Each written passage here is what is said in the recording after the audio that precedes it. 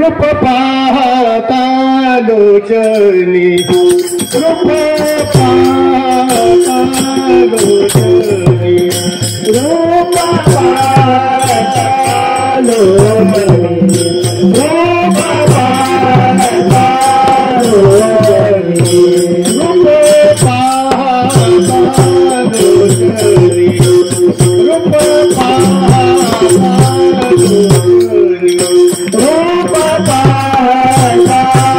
लोचनी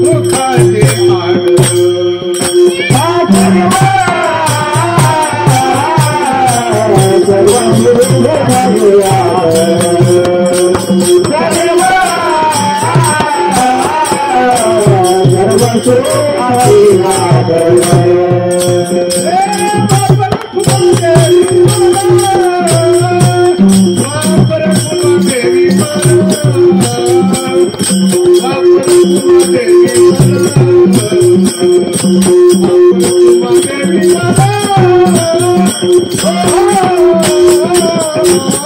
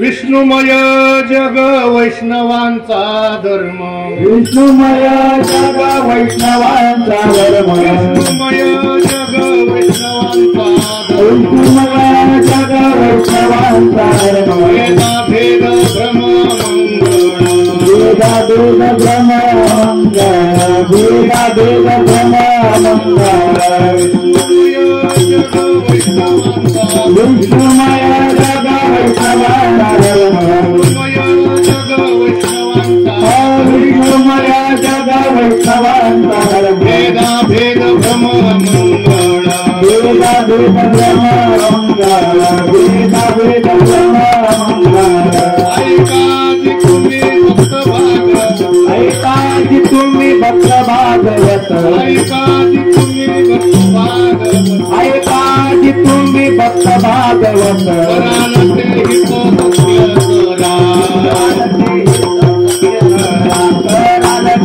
सत्य करा, कोणाही जीवाचा न घडो मत्सर, कोणाही जीवाचा न घडो मत्सर, कोणाही जीवाचा न घडो मत्सर, कोणाही जीवाचा न घडो मत्सर, कर्म सर्वेश्वर पूजनाचे, धर्म सर्वेश्वर पूजनाचे, धर्म सर्वेश्वर पूजनाचे, ऐकाजी तुम्ही भक्त भागवत, ऐकाजी तुम्ही भक्त भागवत, ऐकाजी तुम्ही भक्त भागवत, ऐकाजी तुम्ही भक्त भागवत, कराल ते हित सत्य करा, कराल ते हित सत्य करा, कराल ते हित सत्य करा, म्हणे एका देहाचे अवयव, म्हणे एका देहाचे अवयव, म्हणे एका देहाचे अवयव, म्हणे एका देहाचे अवयव, दुःख जीव भोग पावे, सुख दुःख जीव भोग पावे, सुख जीव भोग पावे, म्हणे एका देहाचे अवयव, म्हणे एका देहाचे अवयव, म्हणे एका देहाचे अवयव, म्हणे एका देहाचे अवयव, दुःख जीव भोग पावे, सुख सर्व भोग पावे सुख सर्व भोग पावे ऐकाजी तुम्ही भक्त भागवत ऐकाजी तुम्ही भक्त भागवत ऐकाजी तुम्ही भक्त भागवत ऐकाजी तुम्ही भक्त भागवत करारती हित सत्य करा हित सत्य करा हित सत्य करा गोपार कुमार गोपाल कुमारी गोपार कुमारी गोपाल कुमारी गोपार कुमारी गोपाल कुमारी गोपार कुमारी गोपाल कुमारी गोपार कुमारी गोपाल कुमारी गोपार कुमारी गोपाल कुमारी गोपार कुमारी गोपाल कुमारी गोपार कुमारी गोपाल कुमारी कृष्णमय जय जय वैष्णवाचा धर्म कृष्णमय जय जय वैष्णवाचा धर्म कृष्णमय जय जय वैष्णवाचा धर्म कृष्णमय जय जय वैष्णवाचा धर्म कृष्णमय जय जय वैष्णवाचा धर्म कृष्णमय जय जय वैष्णवाचा धर्म कृष्णमय जय जय वैष्णवाचा धर्म विष्णुमय जय जय वैष्णवाचा धर्म भेद भेद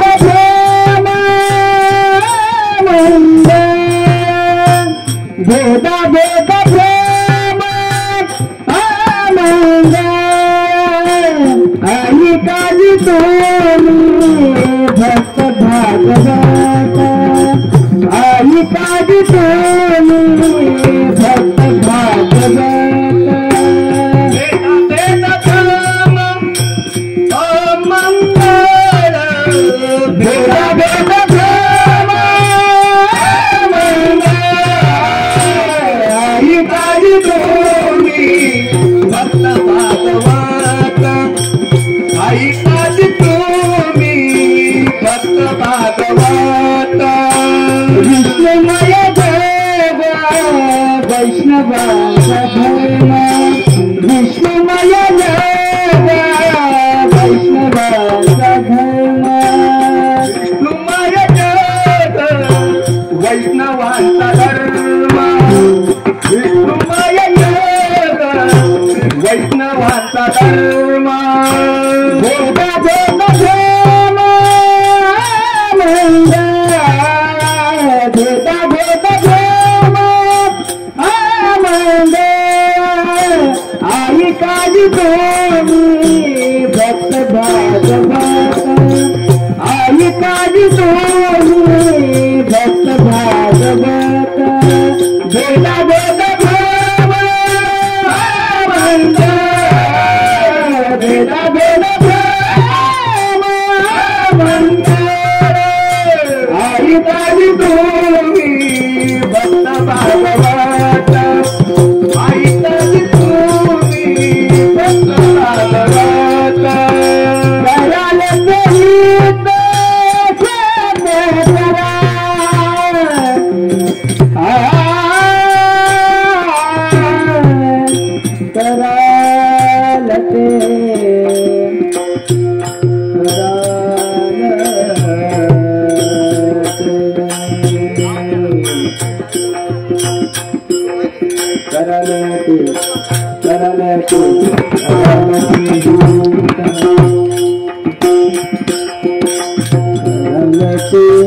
गीत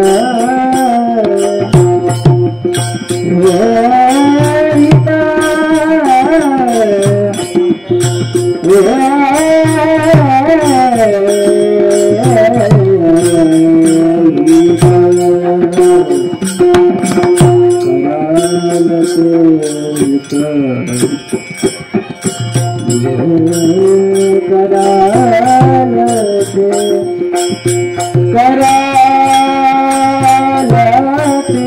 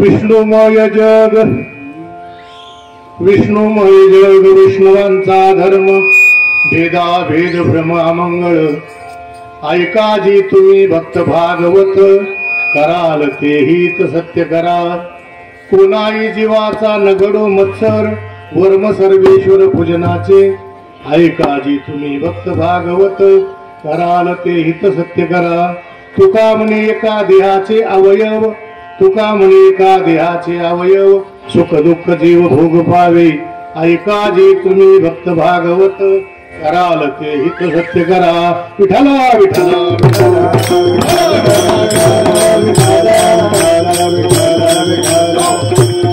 विष्णुमय जग वैष्णवांचा धर्म भेदाभेद ब्रह्मा मंगळ ऐका जी तुम्ही भक्त भागवत कराल ते हित सत्य करा पांडुरंगा करू प्रथमा नमन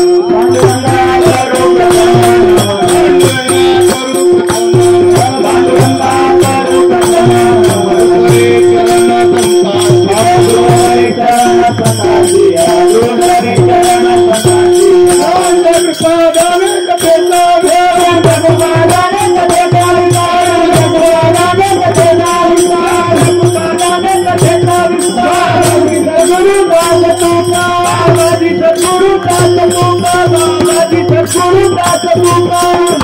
जयांचे केली आस्मरण होय सकळ विद्यांचे अधिकरण तेचे वंदू श्रीचरण श्री गुरूंचे ती नमस्कार होण्याचा शुक्लां ब्रह्म विचार सार परमाम आद्यां जगद्व्यापिनी वीणा पुस्तकधारिणी मभयदाम जाड्यांधकारापहां हस्ते स्फाटिक मालिकां विदधतीं पद्मासने संस्थितां वन्दे तां परमेश्वरीं भगवतीं बुद्धिप्रदां शारदां यं शैवासमुपासते शिवैति ब्रह्मेति वेदान्तिनो बौद्धा बुद्ध इति प्रमाणपटवा करतेति नैयायिकः अर्हन् नित्यत जैन शासनरता कर्मेति मीमांसकः सोऽयं नो विददातु वाञ्छितफलं त्रैलोक्यनाथो हरे विठला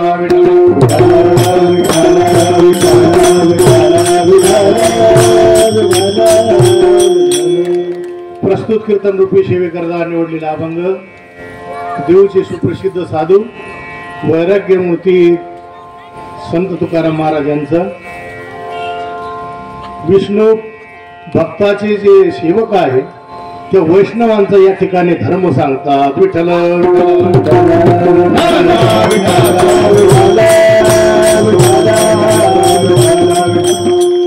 प्रतिवर्षाप्रमाणे श्री क्षेत्र पाटपिंपरी ते त्र्यंबकेश्वर हा आपला दिंडी सोहळा चालू आहे आणि आजचा हा कार्यक्रम अष्टविनायक नगर चिंचोळा शिवार सातपूर नाशिक या ठिकाणी सर्व भाविक भक्त मंडळ अष्टविनायक मंडळ आणि सर्वच काही या ठिकाणी उपस्थित आहे. संप्रदायाच्या दृष्टीने फार मोठी पर्वणी चालू आहे आताच्या काळामध्ये. महाराष्ट्रातल्या गावागावातून कोपऱ्या कोपऱ्यातून सर्व ठिकाणी नृत्यनाथ महाराजांच्या यात्रेकरता सर्व भाविक उपस्थित होत आहे. जवळजवळ 12-13 वर्षे झाली या मंडळाची फार मोठी उपकार आहे या दिंडीवरची. सगळी व्यवस्था लोकविवाह सोहळ्याला एवढं काही करत नाही, स्वतःच्या फायद्याचं असलं तरी करत नाही. इथं फायदा नसताना म्हणजे व्यावहारिक फायदा नाही परंतु आध्यात्मिक फार मोठा फायदा. आणि अशा या मंडपाची सर्व प्रकारची व्यवस्था भोजनाची व्यवस्था जवळजवळ एक तर पूर्ण होऊन गेलेलं आहे. आणि अशा परिस्थितीमध्ये आणि कंटिन्यू चालू ठेवणं फार मोठं भाग्याचं लक्षण आहे. विठ्ठला विठ्ठला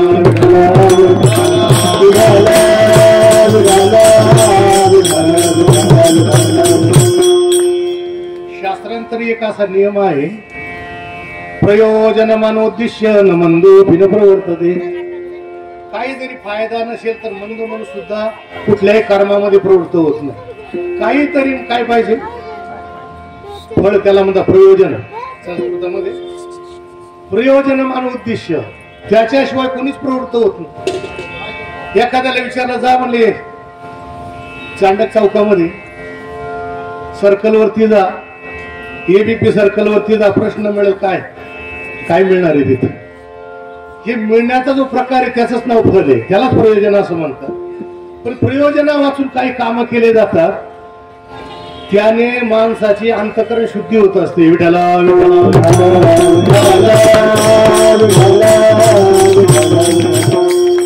शास्त्रांतरी अनेक प्रकारचे कर्म जरी सांगितलेले असले परंतु काही कर्म असे कर्म केलं फळाची अपेक्षा जर नाही केलं तर कर्माचा स्वभाव असा आहे ते फल दिल्याशिवाय राहत नाही. एक नियम असा कुठलंही कर्म करा तुम्ही शास्त्रविध कर्म केलं तर त्याला त्या पद्धतीचं फल आहेच.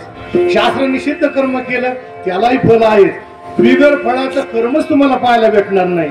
मग असे कर्म करतात पण फलाची इच्छा करत नाही त्याला सर्वात उत्कृष्ट अधिकारी म्हणतात, उत्तम अधिकारी. चित्तस्य शुद्धये कर्म न तू वस्तू उपलब्ध ये. भगवान आद्य जगद्गुरु शंकराचार्य म्हणतात चित्ताच्या शुद्धी करता म्हणजे अंतःकरणाच्या शुद्धी करता कर्म आहे.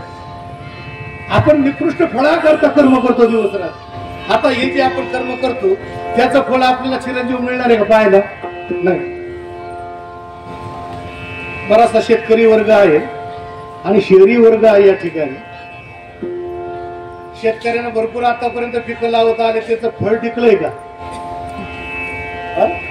दरवर्षी कांदे लावा विका, कांदे लावा विका, शेतीवाडी सर्व करतात, नाना प्रकारची त्याच्यामधून उपलब्धता मिळते, परंतु त्याचं फळ असेल ते नाश पावणार. दिवस रात्री ड्युट्या चालू आहे, रिटायर होईपर्यंत चालू आहे. कशा करता?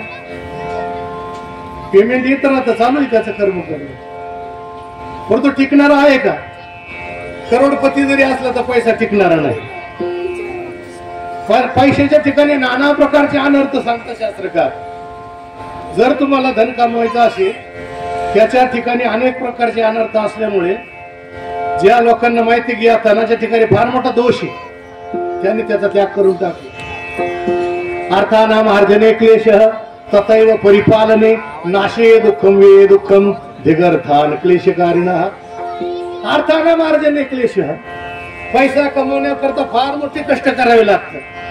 काही काही लोक 8 घंट्याची ड्युटी करतात, परंतु ओव्हर टाइम मिळाला तर 12 घंटे करतात, 16 तास करतात. त्यांचं चालूच असतं का? पैशाचा लोक पुढे असतो, चालूच असतो. किती पैसा प्राप्त केल्यानंतर जीवाला सुख समृद्धी प्राप्त होईल आतापर्यंत कुणाला त्याचं गणितच लागलेलं नाही, तिथपर्यंत पोहोचला नाही. भौतिक जेवढे सुखाची प्राप्ती करणार ना त्या सगळ्याचा नाश होणार आहे. ठरलेलं असून म्हणल्यापेक्षा ते आपल्या काहीच उपयोगाला येत नाही. आपला भ्रम असा आहे का आपण पैसा असल्यानंतर आपले सुखी हो असा आपला भ्रम आहे, परंतु पैशाने कोणी आतापर्यंत सुखी झालेलं नाही. भोगाशिवाय माणसाला जगता येतं, पण भोगाच्या योगाने माणसाला रोग अधिक तयार होतात. भोगे रोग आज ओढून आदिली आणि का रोजिका होका का सगळा बसून नाना प्रकारचे रोग तयार होतात. भोग आला का रोग आला, धन आलं का त्याच्या मग अनर्थ तयार झाले. अर्जन करण्यामध्ये क्लेश, फार दुःख भयंकर. 1-1 रुपया गोळा करावा लागतो. आणि ज्याला पैसा पाहिजे त्याला असं सांगितलंच काय करायचं माहिती?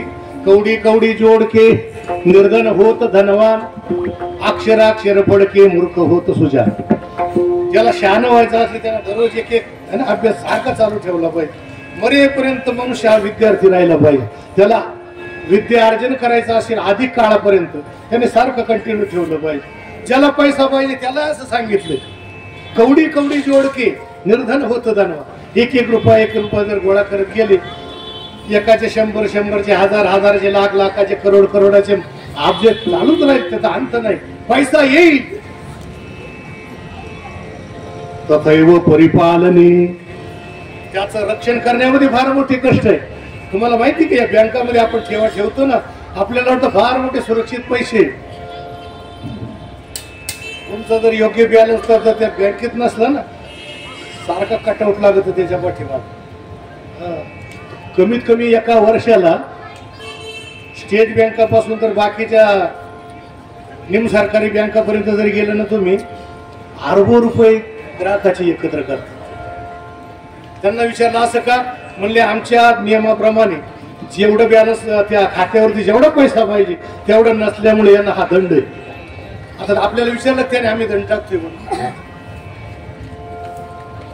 परिपालन करण्यामध्ये दुःख. वर घरी ठेवल्यानंतर शेजाऱ्या पाजाराला इकडे तिकडे जर माहीत झालं, आपण गेल्यानंतर जर कार्यक्रम झाला है ना, तथाही परिपालने. बर घरी ठेवले नाही, बँकेत ठेवले, खर्चच करून टाकले. वे दुःखम. खर्च एवढे खर्च झाले. आज 5000 गेले, आज 10,000 गेले, आज 50,000 गेले. डोक्याला सारखं टेन्शन. निम्म्या लोकांना शुगर त्याच्यामुळे झाली. सगळ्यात मोठा जर चिंताग्रस्त माणूस पैशावाला, सगळ्यात ग्रस्त. ज्याच्याकडे पैसाच नाही त्याला दुःख व्हायचं काही कारणच नाही, आग्यापेक्षा त्याला कोणीच नाही. परंतु ज्याच्याकडे माल आहे ना त्याला फार सुरक्षित राहावं लागतं. नाशे दुःखम वे दुःखम. नाश झाला तरी दुःख आणि वे खर्च झाला तरी दुःख. म्हणून त्या शहाण्या लोकांनी पाहिलं दिगर्थान क्लेशकारिणी, म्हणजे अशा दुःख देणाऱ्या पैशाचा धिक्कार असतो. आता काही लोकांचा, भोगवादी लोकांचा असा विचार आहे पैशा वाचून जीवनच नाही म्हणतात, जगणच. प्रयागराजला कुंभ चालू आहे. 5000 लोकांनी नागाची दीक्षा घेतली. नागा म्हणजे सर्प नाही समजायचा, नागा म्हणजे नागवा, लग्न. किती लोकांनी? 5000. अगोदर पहिलेच 50 लाख पहिलेच पडलेले, प्रत्येक आखाड्याचे कितीतरी नागवे. आता अंगावर वस्त्र नाही, पैशाचा काय ठेवायचा काय संबंध येतो का? आणि त्यांचे चेहरे जाऊन जरा कुंभात गेले, बघा तुम्ही काय. आपल्याकडे सर्व असून सगळे आपल्याकडे उपलब्ध, पण चेहऱ्यावर एवढ्या घड्या त्या मोजता येणार नाही एवढे. विठ्ठला विठ्ठला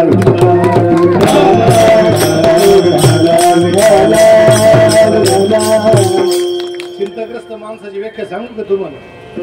डोळ्याच्या दोन्ही बाजूला सूर्यासारखे जर अनेकांच्या गाड्या पडलेल्या असल्या, कोणाकडे एकामेकाकडे पाहू नका.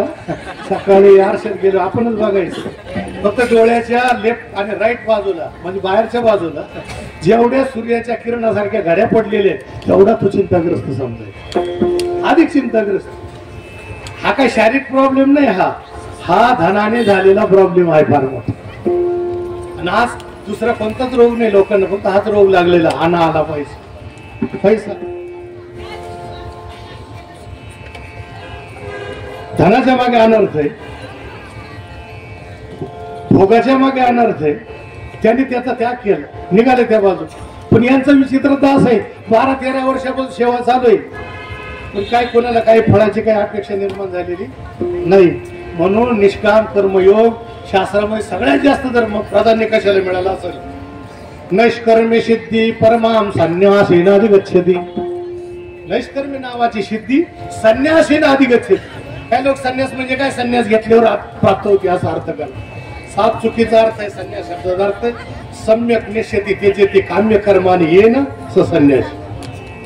ज्याने काम्य कर्माचा त्याग केला त्याचं नाव संन्यासी. कपड्याला महत्व नाही, कपड्याला फक्त संप्रदायात महत्व आहे, शास्त्रात महत्व ज्याला असेल ना.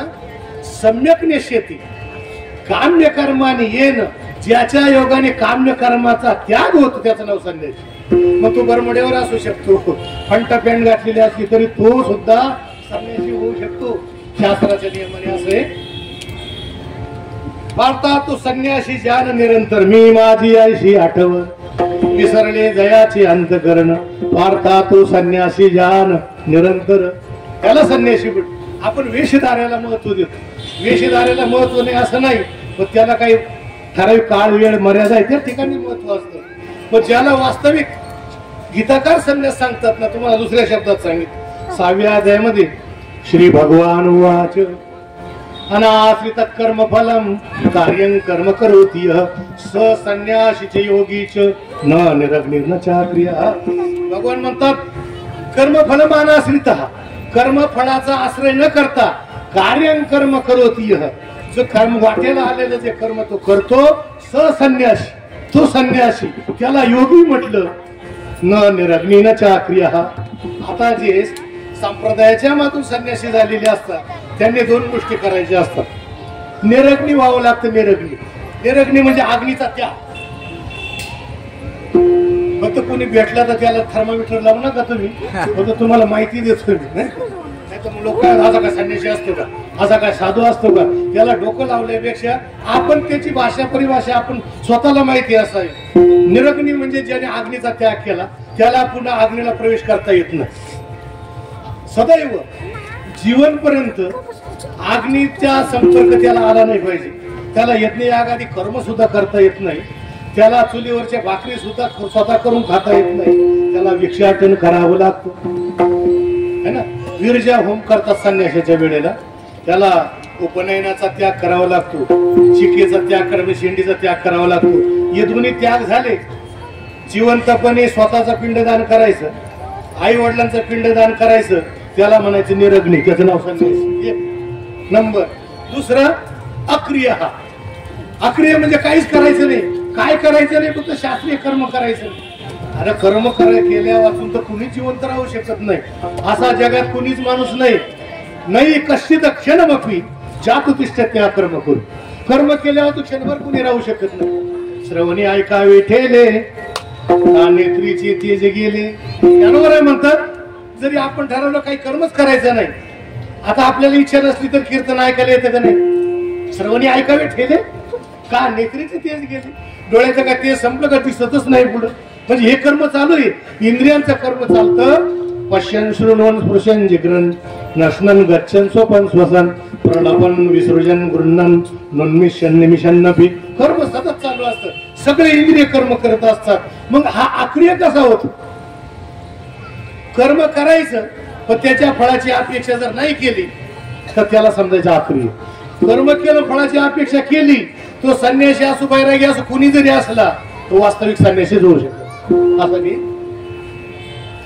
संन्यास होण्याकरता या गोष्टी कराव्या लागतात म्हणून ज्याला शास्त्राची जाणकारी ओळख आहे तो सदैव कर्म करत असतो सारखा दिवस रात्र कर्म करतो पण फळाची इच्छा करत नाही आणि माणूस बांधला कशाने जातो माहिती की जीव हा जन्म मृत्यूच्या चकाट्यात बांधला त्याच्यामुळे जातो कारण कर्तृत्वाचा मद आणि फला स्वाद हे ज्याच्या ठिकाणी आलं का त्याला जन्म मृत्यू ठरले हे कर्म मी केलं या कर्माचं फळ मलाच मिळालं पाहिजे आणि व्यवहारात काय चालू हे तर जाऊ द्या हे तर एकदम अज्ञानी लोकांची परिभाषा आहे तुम्ही राजकारणी लोकात बघा तुम्ही त्यांचा श्रेयवाद एवढा मोठा जबरदस्त असतो मागच्याने केलेलं काम सुद्धा पुढचे म्हणतात ते आमच्याच काळात आता हा मोठा करतो तो मध म्हणायचं याला दुसऱ्याने कर्म केलं तरी असं वाटतं मीच केलं आणि त्याचं फळ मलाच मिळालं पाहिजे अहो तुमच्याकडे आम्ही एवढं केलं मग आम्हाला मतदान का करू शकत नाही अरे पण ते केलं कोणत्या काळामध्ये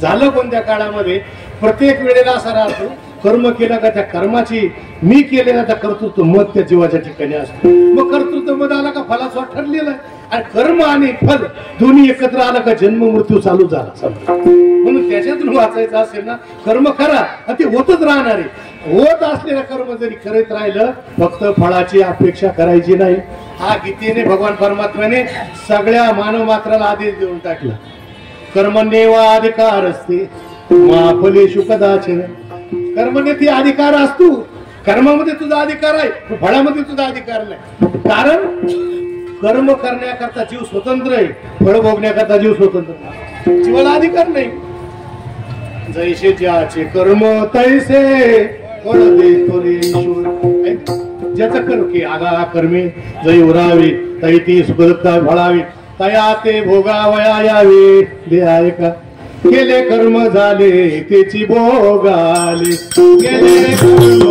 झाले त्याची भोगाले केले कर्म झाले त्याची भोगाले केले कर्म झाले त्याची भोगाले उपजले गेले ऐसे किती उपजले ऐसे किती हरी मोठी गाथा हर हरी मोठी गाथा हर उपजले मेले ऐसे किती उपजले मेले ऐसे किती हरी मोठी गाथा हर परी चिंता हरी मोठी गाथा हर परी चिंता केले कर्म झाले त्याची भोगाले जे कर्म केलं का ते भोगायला येत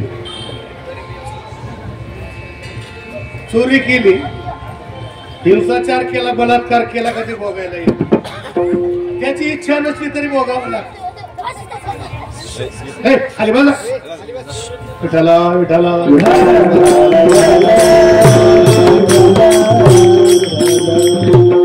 जे कर्म केलं का ते भोगायला येत जेवढी अपराधी झाली आतापर्यंत कोर्टात कोणीच गेला नाही का मी एकदम मीच काम सगळं दोष माझ्यावरती मला जी सजा द्यायची ती द्या असा पोलीस म्हणायला तयार तुमचं काय चाललंय जा घरी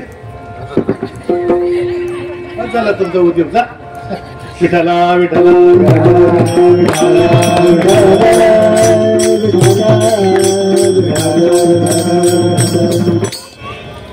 एका चोराने अशी चोरी केली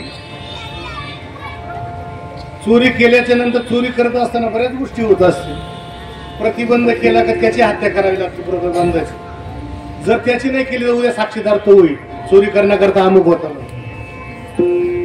चोरी करत असताना बरेचसे असे त्याच्यावरती ऍक्ट लागतात त्याच्यावरती कलम लागतात एकच लागत नाही त्याच्यावर तो अनेक गोष्टी त्या चोरीच्या नावाखाली करू शकतो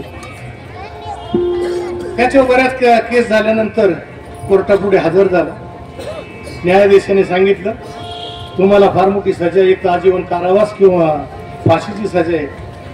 तुमची काय अंतिम इच्छा आहे सांगा बरं. त्याने सांगितलं म्हणजे अंतिम इच्छा काहीच नाही, फक्त एक गोष्ट आहे, मी आजीवन आतापर्यंत 1 रुपयाची कधी चोरी केली नाही, चोरी करण्याची इच्छा बी नाही, भविष्यात सुद्धा करणार नाही, भूतकाळातली सुद्धा मला कधी इच्छा झाली नाही. परंतु एक गोष्ट अशी का ज्या आतमध्ये माझ्या बसलेला कोणीतरी आई म्हणतात, त्याने मला प्रेरणा दिली म्हणून मी चोरीमध्ये प्रवृत्त झालो. हुशार होता, चला कोण,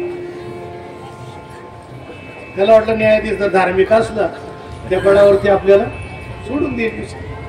का याला कळालं का आतमध्ये कोणीतरी बसले. सर्वशच्या अहम हृदय ईश्वर सर्वभूतानां हृदयेश्वरजुन तिष्ठती तुझ मेरा मुझ मेरा ऐसा हृदयामध्ये मेरा.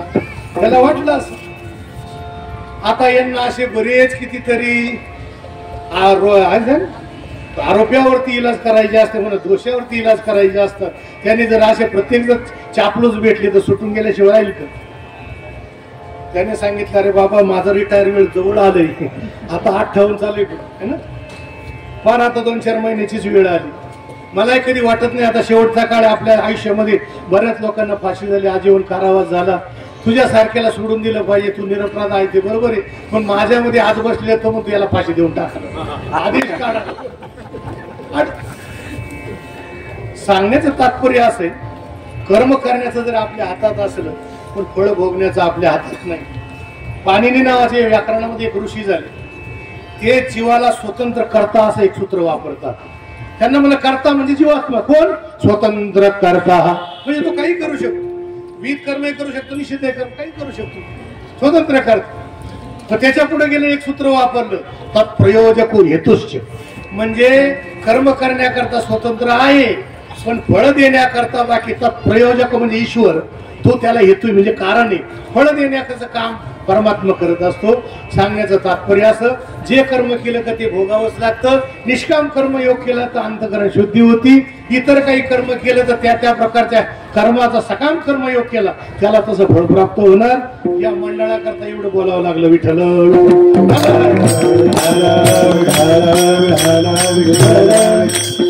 कीर्तनारूप करता घेतलेला अभंग जगद्गुरु तुकोबारायांचा आहे. जगद्गुरु तुकोबारा या अभंगामधून वैष्णवांचा धर्म सांगतात. आता तुम्ही जर विचार केला, प्रत्येकाला वेगवेगळ्या प्रकारचे धर्म असतात, प्रत्येक वस्तूचे वेगवेगळ्या प्रकारचे लक्षणं असतात. अशी एकही वस्तू नाही का तिच्या ठिकाणी कुठल्या प्रकारचा विशिष्ट असा धर्म नाही आणि असाधारण असा कुठल्या प्रकारचा लक्षण नाही, असं तुम्हाला वस्तूच पाहायला भेटलं. आता एखाद्याला विचार का हो म्हणले गाय काय, गायचं काय लक्षण, स्वरूप काय गाय, ठिकाणी ते गायचं व्याख्यान केलं. त्याला म्हणले गाय म्हणजे काय, शृंगित्व गोर लक्षणम, जिला शिंग असत तिला गाय सांगितलं. दुसऱ्याने सांगितलं म्हणजे तुम्ही जे लक्षण केलं, अहो आमच्या म्हशीला पण शिंग आहे, ती गाय होईल का नाही. हा, शेळी बकरीला शिंग आहे, ती पण गाय होईल. मग तुम्ही केले लक्षण केलं, ते लक्षण लक्षाच्या ऐकणारे आश्रम जरा आहे ना, पुन्हा मासे बसले त्याची उद्या व्हायरल करू, एवढे मोठे विद्वान काहीतरी सांगितलं चुकीचंच नाही, काही सांगलं. गायचं लक्षण सांगितलं शृंगित्व गोर लक्षण. गाय तिला शिंग असते तिचं नाव गाय. मग त्याच्या ठिकाणी एक दोष आला. 3 प्रकारचे दोष टाळून लक्षण केलं पाहिजे असा नियम. 3 प्रकारचे दोष जर टाळले तर कुठलंही लक्षण केलं का ते निर्दोष लक्षण होत. कोणते लक्षण? त्याच्यामध्ये अव्याप्ती, अतिव्याप्ती, असंभव नावाचा दोष. 3 प्रकारचे दोष टाळले तर कुणाचं लक्षण होत. अव्याप्ती म्हणजे काय? जे लक्षण लक्षाच्या ठिकाणी राहून अलक्षाच्या ठिकाणी राहत. लक्ष म्हणजे काय? ज्याच्याविषयी बोलायचं तो सगळा लक्षाचा भाग आहे. म्हणजे विचार करा, एक खडक आहे ते तळापासून तर वरतीपर्यंत त्याचा संभव कंबुग्रीवादी जो भाग आहे त्या सगळ्याचं लक्षण करायचं, तेव्हा तो लक्षित होत. मग आता गायचं लक्षण करायचंय, केवळ शिंगावर भागणार नाही, केवळ पायावरती भागणार नाही, शेपटीवरती भागणार नाही, पार्श्वभागावरती भागणार नाही, आधो भागावरती भागणार नाही आणि कशावरती भागणार नाही, त्याला यावत अंशाने लक्षण करावं लागतं. मग ते लक्षण करीत असताना ते लक्षाच्या ठिकाणी पूर्णत्वानं राहिलं पाहिजे. आता इथं केलं जिला शिंग असते ती गाय असं लक्षण केलं. मग सगळ्या गायींचं लक्षण काय? जिला शिंग आहे ती गाय, बरोबर. मग झालं काय माहिती का, जे लक्षण लक्षाच्या ठिकाणी राहत, जे लक्षण ज्याचं लक्षणच करायचं नाही त्याच्या ठिकाणी राहत. कोण येते, अलक्ष नावाचे पदार्थ आहे सगळे, गायीला सोडून बाकीचे सगळे शिंगावाले. म्हणजे काय, म्हैस जरी असली तिला शिंग आहे पण ती आपलं लक्षण नाही, तिचं लक्षण करायचं नाही. शेळ्या बकऱ्याला शिंग आहे पण ती आपलं लक्षण नाही. येडका असेल त्याला काही शिंग असतात, तो आपल्या लक्षणात घ्यायचं. तो कोण आहे, फक्त गाय. आता गायीचं शिंग असतं ती गाय आहे, पण आजच्या काळात असे का राजहंस नावाची एक गाय आली, तिला शिंगच नाही. मग काय होतं, लक्षाच्या ठिकाणी पूर्णत्वाने लक्षण राहत नाही, एकाच भागात राहील लक्षणाचं. मग त्याला काय म्हणतात, अव्याप्ती नावाचा दोष, एकाच भागात राहील. आता काय होतं माहिती का, कलियुगामध्ये अशी विचित्रता आहे, संकर आल्यामुळे पूर्वीच्या काळातल्या लोकांनी जे लक्षणं केली ते लक्षण आता सुद्धा बसत नाही. अडचण निर्माण झाली तेव्हा शृंगीत्व ठीक झालं लक्ष, पण आता ते गायीचंही बसत नाही, मोठी अडचण. तो त्याच्याकरता काय केलं, ते म्हणजे दुसरं लक्षण करा. त्याने सांगितलं कपिलत्वम गोर लक्षण. जी काळे आहे तिचं नाव काय, गा. आता गायीच काळ्या असतात का, बरं ठीक झालं, काळ्या गायीच्या ठिकाणी लक्षण जाईल, पण पांढऱ्या गायीचं सफेद गायीचं काय करायचं, ज्या लाल असतील त्यांचं काय करायचं. याचा अर्थ काय, लक्षण केलं गायीचं, पण ते फक्त ज्या पांढऱ्या गायी त्याच्यातच लक्षण जातं, इतर ज्या नाना प्रकार चित्र विचित्र गायी त्याच्या ठिकाणी लक्षणच जात नाही. पण तोही काय झाला, लक्षवृत्तीसाठी अलक्षवृत्तीत्व मातव्याप्त असा नावाचा दोष आहे. मग त्या तिसऱ्याला सांगितलं म्हणजे तुम्ही करा लक्ष. त्याने सांगितलं एक शपवत्व गोर लक्षण. एक शपवत्व म्हणजे काय, जिच्या ठिकाणी एक खुर आहे तिचं नाव गाय. आता गायला एक खुर दोन खुर, 4 पायाला 8 खुर राहतात ना, खुर किती असतात, 8. आता इथं लक्षण काय, एक शप, शप म्हणजे शक्ती नाही समजायची, खुरीला संस्कृत मध्ये शप शब्द वापरतात. एक शपवत्वम गोर लक्षण, जिला एक शप म्हणजे एक खुर आहे तिचं नाव गाय. आता एक खुर कोणला आहे, घोड्याला आहे, गाढवाला आहे ना, बाकीच्या इतर प्राण्याला आहे, परंतु गायीच्या ठिकाणी बाकी सगळ्या खुर आहे, आणि त्या बी 2-2 एका पायाला. म्हणजे जे लक्षण आहे गायीच्या ठिकाणी ते कुठल्याच संकरित नाही, व्यावहारिक नाही, कुठल्या दिशी गायी कुठल्याच ठिकाणी कुठल्याच काळात संभवू शकत नाही. भूत भविष्य वर्तमान काळ तिन्ही काळामध्ये हे लक्षण राहू शकत नाही. आणि म्हणून गायीचं लक्षण करत असताना म्हणजे काय केलं, काहीच करायचं नाही, म्हणजे शासनादी मत्वम गोर लक्षण, बस संपलं का. शासन म्हणजे काय, जिच्या मानेला लटकणारा मांसपिंड म्हणजे कांबळ है ना, आणि जिला स्तन आहे तिचं नाव गाय, असं केलं.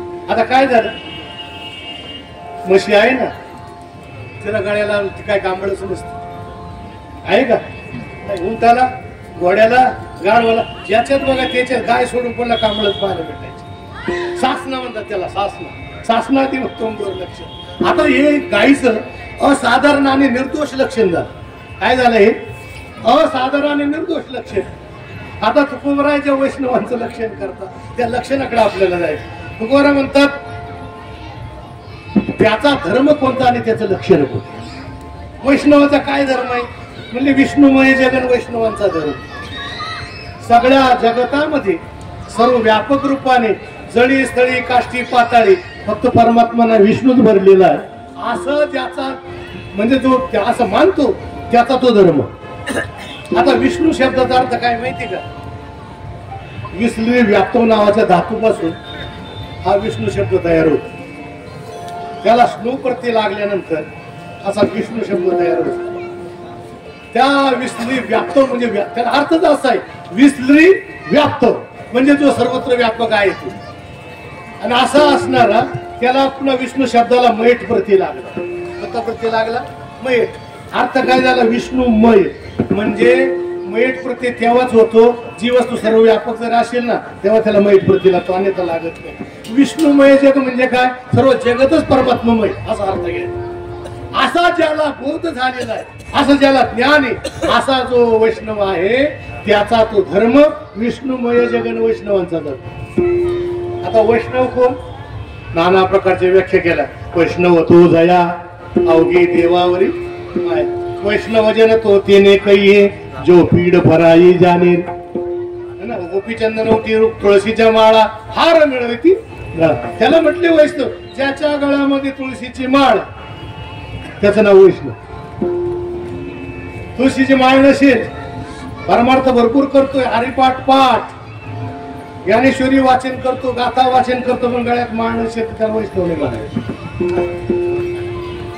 संतांची व्याख्या ही वैष्णवत्व जय अवघी देवावरी माय.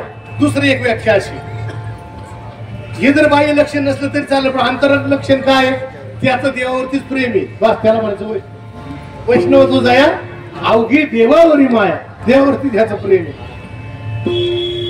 देवावरती जो प्रेम करतो त्याचं नाव वैष्णव. ज्याला सर्व जगत परमात्ममय दिसलं, विष्णुमय दिसतं, त्याचं नाव, तो वैष्णवांचा धर्म. आता धर्म आणि लक्षणामध्ये काय फरक आहे?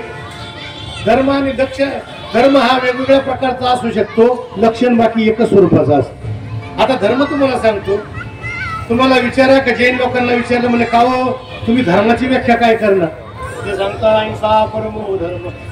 अहिंसेला परम धर्म मानतात. अहिंसा म्हणजे काय, कुठल्या प्राणी मात्राची हिंसा न करणं. म्हणून ते काय करतात माहिती, अशी तोंडावरती पट्टी बांधलेली असते, पांढरी पट्टी. कोरोनामध्ये त्यांना फायदा झाला आपल्यापेक्षा जास्त. आपल्याला बळजबरीनं बांधायची वेळ आली, ते आजीवन बांधतात, त्याच्यामुळे त्यांना काही प्रश्न नाही. आपल्या श्वासावाटे सूक्ष्म जंतू आतमध्ये जाऊन ते मरण पाहू नये म्हणून त्याच्याकरता ती पट्टी बांधली. कोणती?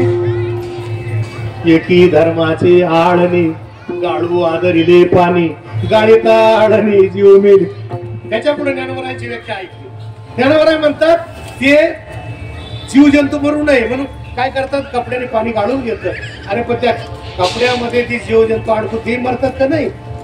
एकी म्हणजे नाव नाही घेतलं, जैन मीनाचा काय शब्द वापरला, एकी. शास्त्रामध्ये असे शब्द येतात, एखाद्याचं नावच घ्यायचं नसलं ना मग काय म्हणायचं म्हणजे केचित असा शब्द वापरला. केचित म्हणजे कुणीतरी XYZ आजच्या शब्दामध्ये. पण तिला म्हणजे कोण ना, धर्माचे आळणी गाळू आदरिले पाणी. एकी म्हणजे समजायचं आपण कोण येते असे पाणी गाळून पिणारे. गाळीता आळणी जीव मेले, गाळत असताना ती जीव मेली म्हणतात. मग ज्ञानोबा साहेब तुम्हीच सांगा काय अहिंसेची व्याख्या. काय सुंदर सांगितली. कमळावरी भ्रमर, पाय ठेवी हळवार, कुचंबीला केशरी आशंका. हे म्हणते कमळावरती तो भ्रमर म्हणजे भुंगा तो मकरंद ग्रहण करण्याकरता जातो, तर त्या कमळाच्या पाकळ्यांना सुद्धा कळत नाही का हा येऊन आता काही मकरंद ग्रहण करायला. पाय ठेवी हळवार, कमळावरी भ्रमर आणि पाय ठेवी हळवार, कुचंबीला केशरी आशंका. ते आतमध्ये ते मकरंद कण असतात ना, त्यांना कुचंबील शब्दादार त्याला शरम वाटू नये याच्यामुळे फडक्यादार ते केशर असतात ना आतमध्ये त्या फुलाच्या पाकळ्याच्या मधून आलेली, त्यांना कुचंबना वाटू नये, त्यांना शरम वाटू नये असा तो पाय ठेवत चालतो. त्याचं नाव अहिंसा. जाऊ दे आपल्याला तिकडे जायचं नाही. जैनाची व्याख्या सांगितली अहिंसा परमो धर्म. मीमांसाकारांना विचारलं का म्हणे तुम्ही अहिंसेची काही व्याख्या सांगा तुमच्या धर्माची. त्यांना सांगितले यागादिरेव धर्म. त्यांनी यज्ञ यागाला धर्म मानून टाकलं. म्हणती संसारी जन्मीजे यज्ञ यागाधिक कर्म कीजे मग स्वर्ग सुख भोगीजे मनोहर. त्या यज्ञ यागाला धर्म मानला. ते त्याच्यानंतर विचारा तुम्ही वैशेषिकांना विचारलं म्हणजे तुमचा धर्म सांगा. येतो अभ्युदय श्रेयस सिद्धीचा धर्म, ज्याच्याद्वारे जीवाचं बाह्य कल्याण भौतिक कल्याण आणि आत्मकल्याण होईल त्याचं नाव धर्म. आत्मश्रेयसी येतो अभ्युदय निश्रेय. अभ्युदय शब्दाचा अर्थ उत्थान, या व्यावहारिक उत्थान, आणि निश्रेय सिद्धी म्हणजे मोक्ष ही त्याच्याद्वारे प्राप्त होते त्याचं नाव धर्म. आमच्या वारकरी लोकांना विचारले तुमचा धर्म सांगा. निज धर्म हा चोखडा, नाम उच्चारो घडघडा, मुक्ती मुक्तीचा सवंगडा, हा भव सिंधू तारक. त्याने तो धर्म मानला.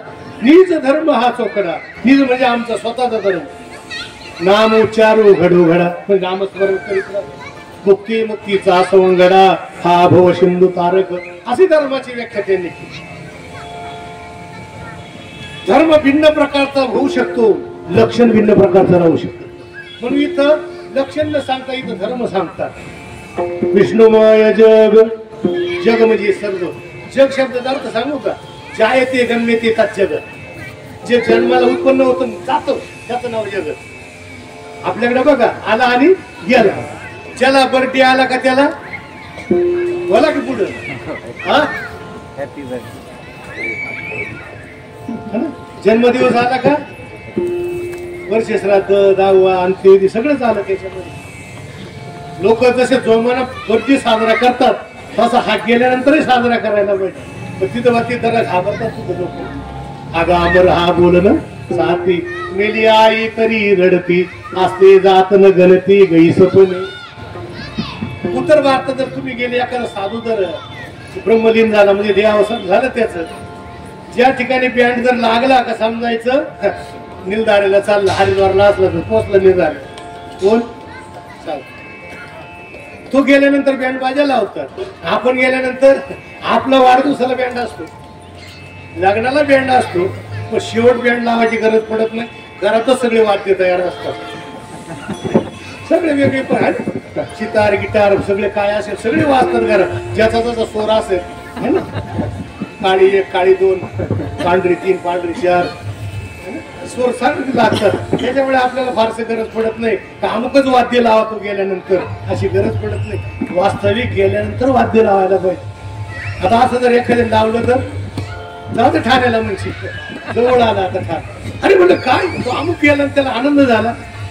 याचं कारण असं ज्याने जीवनभर चांगलं कर्म केलं जाताना त्याचं जीवनच मंगलमय झालं तर मंगल वाद्यच वाजले पाहिजे. आपले सगळे अशुभ वाद्य, एकही वाद्य चांगलं नाही आपल्याला, एक वाद्य चांगलं नाही आपल्याला. बरं लोक गेल्यामुळं त्यांना दुःख होतं त्याच्यामुळे नाही. तुम्ही गेले आमचं कसं होईल याच्याकरता दुःख गेल्यानं फार पडत नाही काय है ना. रडत असताना फार सुंदर त्याच्यात हा वर्ग तर विचारायच नको. त्याचं अख्खं चरित्र रडताना सांगू तुम्हाला. जर त्या गेलेल्या माणसं चरित्र ऐकायचं असेल फक्त पहिल्याकडे स्वर्गच ऐकायचं. बघा तुम्ही काय त्यांना कोणतं जेवण आवडत होतं तिथून सुरुवात राहते. पाला सगळंच राहत होते. सांगण्याचं तात्पर्य जन्माला आल्यानंतर जो आनंद आहे तो मरताना सुद्धा आनंद झाला पाहिजे, गेल्यानंतर आनंद तसा झाला पाहिजे. पण हा आनंद त्याला येतो त्याच्याकडेच प्राप्त होतो ज्याला सगळं जगत भेदरहित दर्शन झालं त्या जगताचं. म्हणून इथं शब्द विष्णू मग जगत. आता परमात्मय जगत दिसायला लागलं तर त्याच्यामध्ये काही भेद शिल्लक राहील का. मला कोणी मारणार आहे असा भेद शिल्लक राहील ना. मी कोणीतरी मरणार आहे असा भाव त्याच्या शिल्लक राहणार. मी या जगतापेक्षा काही वेगळा आहे असा काही भाव त्याच्याकडे शिल्लक राहणार आहे. जे दिसतंय ना ते सगळं परमात्मा दिसतोय का. हरी देखे रे हरी देखे रे हरी विना ठाव नाही कोठे रे हरी देखे रे हरी देखे रे. त्या गवळणीनं पाहिलं तिकडं पाहिलं का तिकडे तो परमात्मा का पगडारो देखे अनेरा देखे तो सब वहीने घेर. तिला पाय ठेवायला जागा नाही. का पगडारो देखे अनेरा देखे तो सब वहीने घेर. हरी देव जगत जगदेव हरी हरी तो जगतो नै भिन्न तनु इतियस्य मती परमार्थ गती सनरो भव सागर मुद्दरती. हरी देव जगत जगदेव हरी. परमात्मा जगत रूपाने नटलेला आहे म्हणजे जेवढं काय दिसतं तो परमात्मा दिसतो. असा बोधाला जो गेला त्याचं नाव वैष्णव विठ्ठल.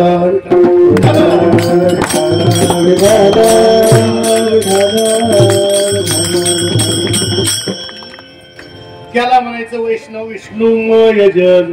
त्याला भेद त्याच्या ठिकाणी काय राहत नाही. आपल्याकडे सगळाच भेद दिसतो. पूर्वी आता नाही राहिलं. पूर्वीच्या काळामध्ये संघटित परिवार असायचे. संघटित म्हणजे एकत्रित परिवार. आता ते शब्दही लोकांना आवडत नाही. ते शब्द सुद्धा सहन होत नाही आता लोकांना. असंघटित परिवार शब्द आताच्या लोकांना सहन नाही होत. ते म्हणतात सरकारचा जो नियम आहे त्या नियमाचं पालन केलं पाहिजे. हम दो हमारे दो. आई बापाचा काही संबंध नाही. मी 6 होतात ना ते. हे दोघं यांची मुलं 2. आई वडील त्याच्यात जमा झाले मग 6 होतात ना. कायद्याचं उल्लंघन झालं म्हणून ते वृद्धाश्रमात घालण्याची वेळ येते नाही. पण आपल्याकडे तसं नाही. मातृदेवो भव पितृदेवो भव आचार्य देवो भव अतिथी देवो भव स्वाध्याय प्रवचनाभ्याम प्रमदितव्यम श्रद्धया देयम पिया देयम रिया देयम. आपल्याकडे ही व्यवस्था आहे. आज बघा तुम्ही आमचा शेतकरी वर्ग सोडला, त्यांच्या प्रत्येकाच्या घरी जाऊन बघा, एकाचे आई वडील तुम्हाला वृद्धाश्रमात सापडायचे. हे शिकलेली जेवढी मंडळी ना, डबल ग्रॅज्युएशन, इंजिनियर झालेले, डॉक्टर झालेले, वकील झालेले, अति पैसा आलेले, त्या पैशामुळे उन्माद चढलेले अशी जी लोक आहेत, त्यांचा एकाचे आई वडील घरी नाही. बरं काहींचे आहे पण ते दुसऱ्या शहरात आणि हे या शहरात. हे जुन्या चालीचे असल्यामुळे त्यांना शहरात करमत नाही, आणि ते नव्या चालीचे असल्यामुळे त्यांना खेड्यात करमत नाही. कोरोनानं फार मोठी कृपा केली होती, तिकडची मंडळी इकडे आणली, जी खेड्यात येतच नव्हती. काही असे लोक पाहिले मी, ते जुन्या घरातले ते झाड काढत होते. झाड गावातल्या विषय का नाही, आता तिकडे सगळं बंद झालं, लॉकडाऊन झालं, आता काही पर्याय नाही राहिला. त्या जुन्या घरातच आता सांगण्याचं तात्पर्य असं, अशिक्षित माणूस जेवढा समाजामध्ये आई वडिलांचं कल्याण करू शकतो, याचा अर्थ असा नाही का शिकून नाही. शिकलेले माणसं फार उपयोगाचे, समाजाचं, देशाचं, जगाचं फार मोठं उत्थान होणार आहे त्यांच्यापासून. नाही तर मग आता अशा बिल्डिंग अडाणी माणूस बनवणार आहे का? त्याला काय डिझाईन काही येणार आहे का? त्याला काही त्याचं काही सेंटीमीटर इंच बिंच काही कळणार आहे का? त्याचं काहीच कळणार नाही. त्याला शिकलेले असावे, पण त्यांनी हे जर मागचं नाही केलं, त्या पुढचं डायरेक्ट झिरो बजेट मध्ये. ज्यांनी तुम्हाला जगाचं दर्शन घडवलं, ते जर तुमच्या जवळ नसतील, तुमच्या पैशाला आग लागलेली बरी राहते. विठ्ठल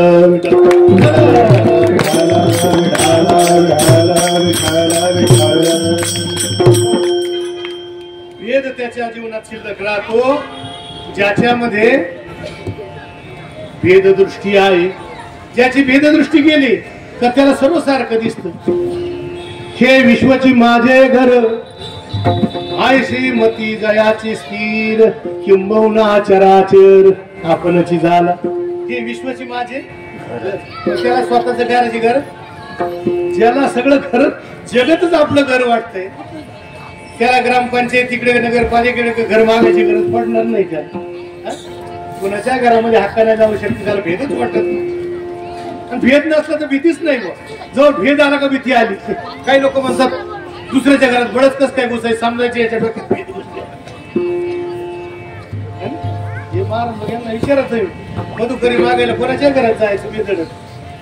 काही म्हणतात महाराज आतमध्ये या, जायचं आतमध्ये जाऊन चुली जाऊन बाकी भेद संपला का बाकी सगळं संपलं. काही लोक पैशाचा व्यवहार येतो, काही काही लोक पैसे देतात, मित्र असतो कोणीतरी किंवा घरातला कोणी असतो, पैसा दिला का हो जरा मोजून घ्या, का इकडे तिकडे झाल्यावर नाही चालत. याच्या डोक्यात भेद असतो, त्याच्या डोक्यात भेद असतो.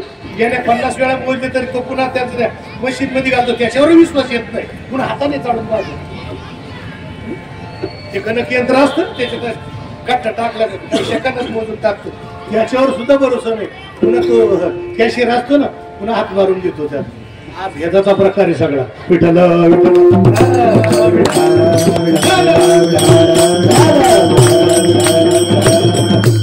विष्णुमय जग वैष्णवांचा धर्म. आपला धर्म कोणता? जो वैष्णव झाला त्याचा धर्म सगळा परमात्मा आहे. याचा अर्थ बाकीच्याच नाही, प्रत्येकाने ज्या देवतेला मानला असेल ना त्याचा तो धर्म. एखादा शैव असेल, शिवाची उपासना करणारा असेल है ना, मग त्याने काय केलं पाहिजे? सगळं जगत त्याला शिवमय दिसलं पाहिजे. देवीचा उपासक असला, सगळं जगत त्याला शक्ती रूपाने दिसलं पाहिजे. या देवी सर्वभूतेषु शक्ती रूपेण संस्थिता, नमस्तस्यै नमस्तस्यै नमस्तस्यै नमो नमः. त्याला ती देवी सर्वत्र दिसली पाहिजे. जो सूर्याचा उपासक असेल त्याला सर्वत्र तो परमात्मा सूर्य दिसला पाहिजे. जो गणपती उपासक असेल त्याला सर्वत्र दिसला पाहिजे. तो आत्मरूप गणेशु स्मरण, होय सकळा विद्येचे आत्मरूप गणेश. आत्मा हाच गणपती. ओम नमो जी आद्या वेद प्रतिपाद्या, जय जय संवेद्या आत्मरूपा देवा तुझी गणेशू. तो गणेशू सर्वत्र आहे. हे फक्त काय केलं शास्त्रांतरी, लोकांच्या बुद्धीच्या भेदामुळे वेगवेगळ्या प्रकारच्या देवतांचा व्यवस्था सांगितली. वास्तविक जर पाहिलं सगळीकडे एकच परमात्मा. आपल्याकडे ब्रह्मा विष्णू महेश, आपण असे 3 भेद. ज्याने उत्पत्ती केली त्याला नाव ब्रह्मदेव, ज्याने पालन केलं त्याला नाव विष्णू, ज्याने संहार केलं त्याला नाव भगवान शंकर. शास्त्रकार म्हणतात असं नाही, एकच शक्ती जगत उत्पन्न करते, त्यावेळेला त्या शक्तीला नाव येतं ब्रह्मदेव. ती शक्ती जेव्हा पालन करते तिला नाव येतं विष्णू. ती शक्ती संहार करते तेव्हा तिला नाव येतं भगवान शंकर. कशावरून येतो? वायुमानी भूतानी जायंती येन जातानी जीवंती यत् प्रयंती अभिसंविशंती तत् ब्रह्म. येतो वायुमानी भूतानी जायंती, हे सगळे प्राणी मात्र उत्पन्न झाले. येन म्हणजे त्याच्याच योगाने. आता काय होतं माहिती का, एका एका शब्दावर बोलायला गेला का सगळं अभंग राहून जात. येन काय येत काय, पुन्हा ते पंचमी विभक्ती का तृतीय विभक्ती, याचा अर्थ याच्याबरोबर काय संबंध? येन म्हणजे कोणाबरोबर? आपण नाही का त्याच्याबरोबर आम्ही गेलो, त्याच्याबरोबर आम्ही गेलो, हा बरोबर जो प्रकार आहे ना त्याला तृतीय विभक्ती बरोबर आहे. त्यांच्याबरोबर आम्ही गेलो, त्यांच्याबरोबर ते गेले, हा तृतीय विभक्ती. येतो म्हणजे पंचमी विभक्ती. याच्यापासून म्हणजे ज्याच्यापासून हे जगत निर्माण झालं. येतो वा इमानी भूतानी जायंते, जयापासून हे सकल मयमंडळ हे झाले. काय आता तुम्हाला त्याच्यातलं माहित नसल्यामुळं मला फारसं सांगता येत नाही. तुकाराम महाराज, काही लोक म्हणतात तुकाराम महाराज पुढे युनिव्हर्सिटी नाही, काही नाही, पण भाषा बघा, जी वेदाची भाषा आहे तीच यांची भाषा आहे. छंदोगी उपनिषद हा मंत्र सांगितला तुम्हाला, येतो वा इमानी भूतानी जायते येन जातानी जीवंती यत् प्रयंती अभिसंविशंती तत् ब्रह्म. यत् शब्दाचा अर्थ काय? ज्याच्यापासून. असं आहे, ज्या परमात्म्यापासून. तुकाराम म्हणतो जयापासून हे सकळ मयमंडळ हे जाय. हे पासून पासून आहे ना, त्याचाच प्रकार आहे हा. आणि म्हणून ज्या परमात्मा जगत निर्माण झालं, ज्याच्यापासून त्याचं जो परमात्मा त्याचं पालन करतो त्यावेळेला त्याला विष्णू नाव आलं. जो त्याचं संहार करतो त्यावेळेला त्याला भगवान शंकर नाव आलं. पण तिन्ही शक्ती वेगळ्या नसून एकच आहे असं आहे. पण आपल्याकडे भेद असल्यामुळे आपल्या बुद्धीनुसार आपल्याला देव आवडतात. आपल्याला खाणारे देव आवडतात का पिणारे देव आवडतात का साधना करणारे देव आवडतात? काही लोकांना पिणारे देव आवडतात. तेवढे आम्ही उज्जैनीला गेलो ना, तिथं दारूच पाजली म्हणले देवाला. तिला देवाला दारू चालतील म्हणजे लोकांना ती देवाला पाजायची, बाकी आता नाही नाही घेऊन यायचं. देव प्याला मग आता भक्ताला काय अडचण नाही. म्हणजे लोकांना पिणारे देव आवडतात, लोकांना खाणारे देव आवडतात है ना. त्या देवाचं रंगरूप आतापर्यंत एवढे शास्त्राचा 25-30 वर्ष अभ्यास केला, अजून मला मसुबा सापडलेलं नाही. कुठल्या ग्रंथात सुद्धा वर्णन आले. तुमच्याकडे असं तर मला वाचायला दे. आहे का कुठं? कुठल्या पुराणात तरी मसुबा आहे का? नाही. पण लोकांना तो का आवडतो? त्याच्या निमित्ताने खायला मिळेल. तसं जर खाल्लं तर, तसं खाल्लं तर काय होईल? हा, ज्यांना मापात खायचंय ना त्याने देवाच्या नावाने खायचं. ज्यांना अधिकच खायचे ते दुकानावर हजारच राहत. त्यांचं काही नित्यनियमाने खाणारी मंडळी, त्यांना देवाची काहीच गरज नाही. कमीत कमी हे तरी कोणत्या तरी देवाच्या निमित्ताने सुरू करतात. खाणारे पिणारे वरांना हे देव आवडत नाही. हेंदरी हेंदरी दैवते कोणती पूजी भूते खेते, आपुल्या पोटाजी रडते मागती शीते अवदान, आपुले इच्छे आणि कापिडी काय ते देईल वराडी, फळो आली तयाची जोडी अल्प रोकडी बुद्धी आधिरा. शेंदरी हेंदरी आपल्या शास्त्रामध्ये फक्त एकाच देवतेला शेंदुरी, त्याचं नाव हनुमंत. बाकी शास्त्रामध्ये एका देवाला शेंदूर नाही. चंद्राचे देवच नाही. बाकी जेवढे चंद्राचे देव आहे ना, काही केलेले आणि काही झालेले, असे दोन प्रकारचे. केलेले म्हणजे काय? दसऱ्याच्या वेळेला जातात लोक, ते अवजार पूजाला जातात, ग्रामदेवतेच्या दर्शनाला जातात. ग्रामदेवतेला काही ते धन वगैरे वाहतात, त्या ठिकाणी जाऊन त्या देवताला शेंदूर लावतात. त्या देवाला नव्हतं त्याला लोकांनी शेंदूर लावून दिला. मग आता ती शेंदूर लावला, मग ते हात भरले कुठे दगडाला पुसून. वडील राहतात तोपर्यंत ते करतात पूजा, आणि वडील गेल्यानंतर आई म्हणते अरे दसऱ्याचा दिवस आहे, ग्रामदेवतेला गेलं पाहिजे गावामध्ये, त्यांना शेंदूर लावायचा, हे असं करायचं तसं करायचं. गेला मुलगा तू, त्याने पाहिलं, त्यांनी शेंदूर लावला. इथं शेंदूर पहिला वडिलांबरोबर येत होता, वडील याला शेंदूर लावित होते. म्हणजे आता इकडे म्हणजे याला एक मुलगा झाला वाटतं यावर. मग आता त्याला शेंदूर लावला, त्याने हात पुढे पुढे त्याच्या पुढं 7 राशात तयार झाला. अशाच असं आहे का काय बरं? कोणाला या लागतात, कोणाला ज्याला आंघोळ वेळेवर नाही, ज्याला नित्यनेम नाही, हरिपाठ माहित नाही, हनुमान चालीसा माहित नाही, विष्णू सहस्रनाम नाही, गीतेचा एकही श्लोक आयुष्यात वाचला नाही, ज्ञानेश्वरीच्या 50 वयापर्यंत गेला नाही, आयुष्यात गाथा सुद्धा वाचला नाही, अशा लोकांना ईदू मागला. विठ्ठल विठ्ठल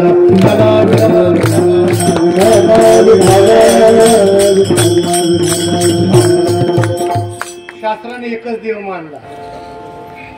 ऋग्वेदामध्ये एक मंत्र आला, काय आला माहिती का? एकम सत विप्रा बहुधा वदंती. सत एकम, सत म्हणजे परमात्मा, एकम एकच आहे, विप्रा बहुधा वदंती. विप्र म्हणजे बुद्धिवादी लोक, ज्याचं डोकं जास्त आहे, त्याने अनेक देवता मानली है ना. 33 कोटी देवचा मुंडा, 8 कोटी भैरव मानले. मग काही लोकांनी त्याच्यावर आक्षेप घेतला, म्हणजे आमचा एकच आहे, तुमची एवढे देव त्यांचा काही ठिकाण आहे?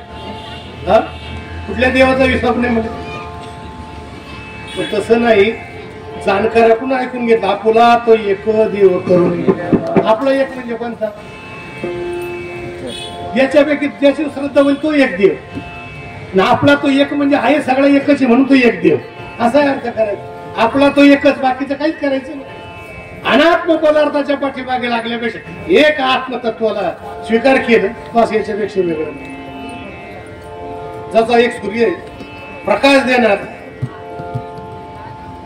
10 जर भांडे ठेवले ना आपल्या इथं अंगणामध्ये, त्याच्यात पाणी ठेवा, प्रत्येक पाण्यामध्ये सूर्याचं प्रतिबिंब दिसत. 10 भांड्यामध्ये 10 प्रकारचं प्रतिबिंब दिसत. सूर्य 10 का एकच आहे? मग तसा सर्वागती राम देहादे सूर्यप्रकाश रश्मी. सगळ्या घटामध्ये आपण घटच आहे सगळे. माटी के पुतले तुझे कितना गुमान आहे. माटी का म्हणजे माती है ना, सगळे मातीचे पुतळे म्हणून सर्व गटी, हे सगळे गटच आहे. आणि त्याच्यामध्ये सर्वागती राम, त्याच्यामध्ये एकच परमात्मा आहे. म्हणून जे वैष्णव आहे, विष्णूचे सेवक आहे, त्यांना सगळा जगत विष्णुमय दिसत. विष्णुमय जग वैष्णवांचा धर्म. वैष्णव कोणाला म्हणायचं? दुसरं ऐका, विष्णू देवता हास्य. विष्णू ज्याची देवता आहे त्याला म्हणायचं वैष्णव. शिव देवता आहे त्याला म्हणतात शैव है ना. गणपती देवता असते त्याला म्हणतात गणपत्य. शक्ती देवता असते त्याला म्हणतात शास्त्र. सूर्य देवता असते त्याला म्हणतात सौर. अशी व्याख्या आहे. मग ज्याची देवता कोण आहे? भगवान विष्णू. त्याला काय म्हणायचे? वैष्णू. झालं संपलं विषय. जे त्या भगवान शंकराला मानतात ते झाले शैव. फरक काहीच नाही ते. आणि शिव आणि विष्णू मध्ये काय काय फरक आहे? काय कुठल्या प्रकारचा भेद नाही. अरे यारा, वेद नाही ना का करू वाद. वाद कोणामध्ये होतो? अर्धवट लोकांमध्ये. आमचा संप्रदाय असा, तुमचा तसा. तुमच्यामध्ये वेगळ्या माळा, आमच्यामध्ये वेगळ्या माळा. तुमचा देव वेगळा, आमचा देव वेगळा. तुमचे असे गण, आमचे तसे गण. आमचे असे तीर्थ, तुमचे तसे तीर्थ. आमचे असे ग्रंथ. अरे काय याच्यातून बांधण्यात त्याला परमार्थ करायला वेळ. अरे त्याने एक मार्ग निवडला, तुका वेगळा जाणार आहे. राहे अनेक मंजिल एक. रस्ते किती जरी असले, आता बघा आपण चाललो या नाशिक पुणा रोडने चाललो त्र्यंबकला जायला. काय तिकडून पेठच्या मार्गाने आले, काय तिकडून जवार पालघर डहाणू तिकडून आले, काही इकडून ठाण्याच्या बाजूने वाड्याकडून आले, काही इकडून घोटीकडून आले. यायचं कुठे सगळ्यांना? त्र्यंबकेश्वरला. तसं त्यांनी एक मार्ग निवडला. आपल्याच मार्गाने सगळे यावं असं काही नेहमी त्याला फार दूर पडू शकतो. आता विचार करा, डहाणूच्या लोकांनी ठरवलं की सिन्नर मार्गी आहे, आता कशी येणार ते? आहे का नाही अडचण? मग त्यांनी त्यांच्याच मार्गाने आलं पाहिजे. मग असं म्हणता कामा नये तर तुम्ही ज्या मार्गाने तो चुकीचा मार्ग आहे. सगळे मार्ग सारखे, पण ध्येय सगळ्यांचं एक पाहिजे. परमात्मा हा जर ध्येय असलं तर कुठल्याही मार्गाने या, तो मार्ग तिथपर्यंत पोहोचवल्याशिवाय ना. उभा गंज लावा, आडवा लावा, गोल लावा, कसाही लावा, पण काहीतरी म्हणजे कशा करता है ना. विवाहाच्या अगोदर तिनं नाही लावलं काहीतरी चालतं. टिकली तर टिकली, नाही तर तशीच राहिली. पण आता इथून पुढे त्याच्या नावाने तरी असला तर लावा. असला म्हणजे त्याला मानित असलं तर लावा. ते मानतच नाही, लावायचं काही कारण नाही. पतिव्रते जायचा प्रकार प्रमाण आमा नारायण तैसा बरी पतीची व्रता मता अनुसरून पतिव्रता. तिला पतिव्रता म्हणायचं. पतीला जे आवडेल ते करते. आताच्या काळामध्ये अन्याय स्त्रियावरती फार घोर अन्याय झाला. काय तिला स्वातंत्र्य नाही का असं म्हणतात. या स्वातंत्र्य पाहिजे एवढे काही चालू नाही. हे स्वातंत्र्य जे आहे ना, कितीपर्यंत स्वातंत्र्य, याला काही मर्यादा, बरं त्या स्वतःलाच कळायला पाहिजे आपण कितीपर्यंत स्वातंत्र्य झालं, याला काही मर्यादा असले पाहिजे. अरे अंगावर कपडे नाही एवढं स्वातंत्र्य, याला काय स्वातंत्र्य म्हणायचं? किती विचित्रता आहे. स्वातंत्र्य असावं. काही लोक म्हणतात आम्ही कसे कपडे घालू, पुरुषांना काही प्रॉब्लेम, त्यांना काही प्रॉब्लेम नाही. असे अविचारी लोकांमुळे तुम्हाला प्रॉब्लेम होऊ नये. सगळ्याची बुद्धी सारखी नाही. आता कोण येणार आहे असा? हा ते का तुकोबर आहे का सगळे? काही हो तू माते न करी सायास आम्ही विष्णुदास आयचे सगळे का तुकाराम महाराज आहे का सगळे? हो काय होतं माहिती का? बरं काय विचार करा तुम्ही समोर बसलेले बरोबर, एखाद्याने चिंच आणली, तुमच्या पाण्यात तोंडाला पाणी सोडायला काय पाईपलाईन सोडायला लागेल? वॉटर सप्लाय चालू करा मग यांच्या तोंडाला पाणी येईल असं काही? चिंच पाहिजे काय विषय येतो? रसनेचा विषय पाहिल्यावर माणसाच्या तोंडाला पाणी येतं. तसाच हा प्रकार आहे. विषय वासनेने भरभटलेला असला तर त्याला विषय दिसतात, त्याला दुसरं काही दिसणार है ना. परत श्री मातेवर एवढं दिसल्यावर काय पुरं भाग्य म्हणायचं, काहीच करायला लागणार नाही. त्याचा परिणाम असा आहे. म्हणून स्वातंत्र्य जरी असलं त्याला मर्यादित राहून स्वातंत्र्य राहिले पाहिजे. आणि पहिल्या लोकांनी जे स्वातंत्र्य मिळवलं त्यांना बिचाऱ्यांना आता पश्चाताप असेल बऱ्याच ठिकाणी. एवढा भ्रष्टाचार देशामध्ये सळापासून तर तिथपर्यंत. आता काल परवा एक गावाला सभामंडप दिलेलं आहे 20-25 लाखाचं. कोणी दिला काय झालं नाव नाही सांगत तुम्ही, नाही तर मग जाऊन चौकशी करायची. तुम्ही माहितीचा अधिकार आहे ना आता सगळ्यांना, नको गोळवायला नाही का. त्यांनी सांगितले 25 लाख मंजूर झाले पण 18 लाख मिळाले, म्हणजे बाकीचे टक्केवारी गेली म्हणजे. आता विचार करा, आता यांना काय द्यायला टक्केवारी लागते. 25 लाख मंजूर केले म्हणले, मग ते तिने काय त्याच्यातून वजा केले म्हणले नाही. मग पहिले ते 7 लाख भरावे लागले म्हणजे अगोदर, तेव्हा हे मंजूर झाले. आता विचार करा, तरुण मंडळी वाटीत आली आजपर्यंत खाली, किती वासना असेल गरीबाचे सुद्धा. आता घरकुलाला किती, खेड्यात असलं तर 1,40,000 50,000पर्यंत, शहरामध्ये असलं 2-2.5 लाखापर्यंत. आता त्याचं घर होतं का? जेवढे घरकुलावाले विषय त्यांना सगळ्यांना विचारला का हो तेवढ्या तुमचं भागला विचारायचं काय होतं? काहीतरी त्याला 10-20-50 टाकावंच लागतं. त्याच्यात सुद्धा भागत नाही. त्याच्यात 4-4, 5-5 मजल्यामध्ये लिपणं जाणारी मंडळी त्याच्यातून 10-5 हजार रुपये खाऊन घेतात त्याची टक्केवारी. एवढे भ्रष्टाचार एवढा माल. आता भगतसिंग, सुखदेव, राजगुरू फासावर गेले बिचारे या देशाला स्वातंत्र्य मिळण्याकरता. त्यांना असं झालं असेल की स्वातंत्र्याच्या नंतर काही काळापर्यंत तरी या लोकांना हुकुमशाही पाहिजे होती. भ्रष्टाचार झाला, काड्यावरून ढकला डायरेक्ट खाली 400 फुटावर. सांगण्याचं तात्पर्य असं की आपल्याला एवढे स्वातंत्र्य म्हणून काही उपयोगाचं नाही की जेणेकरून अत्याचार अनाचार असं काहीतरी निर्माण होईल. असं पुन्हाही वागता कामा नाही. विठ्ठल विठ्ठल विठ्ठल.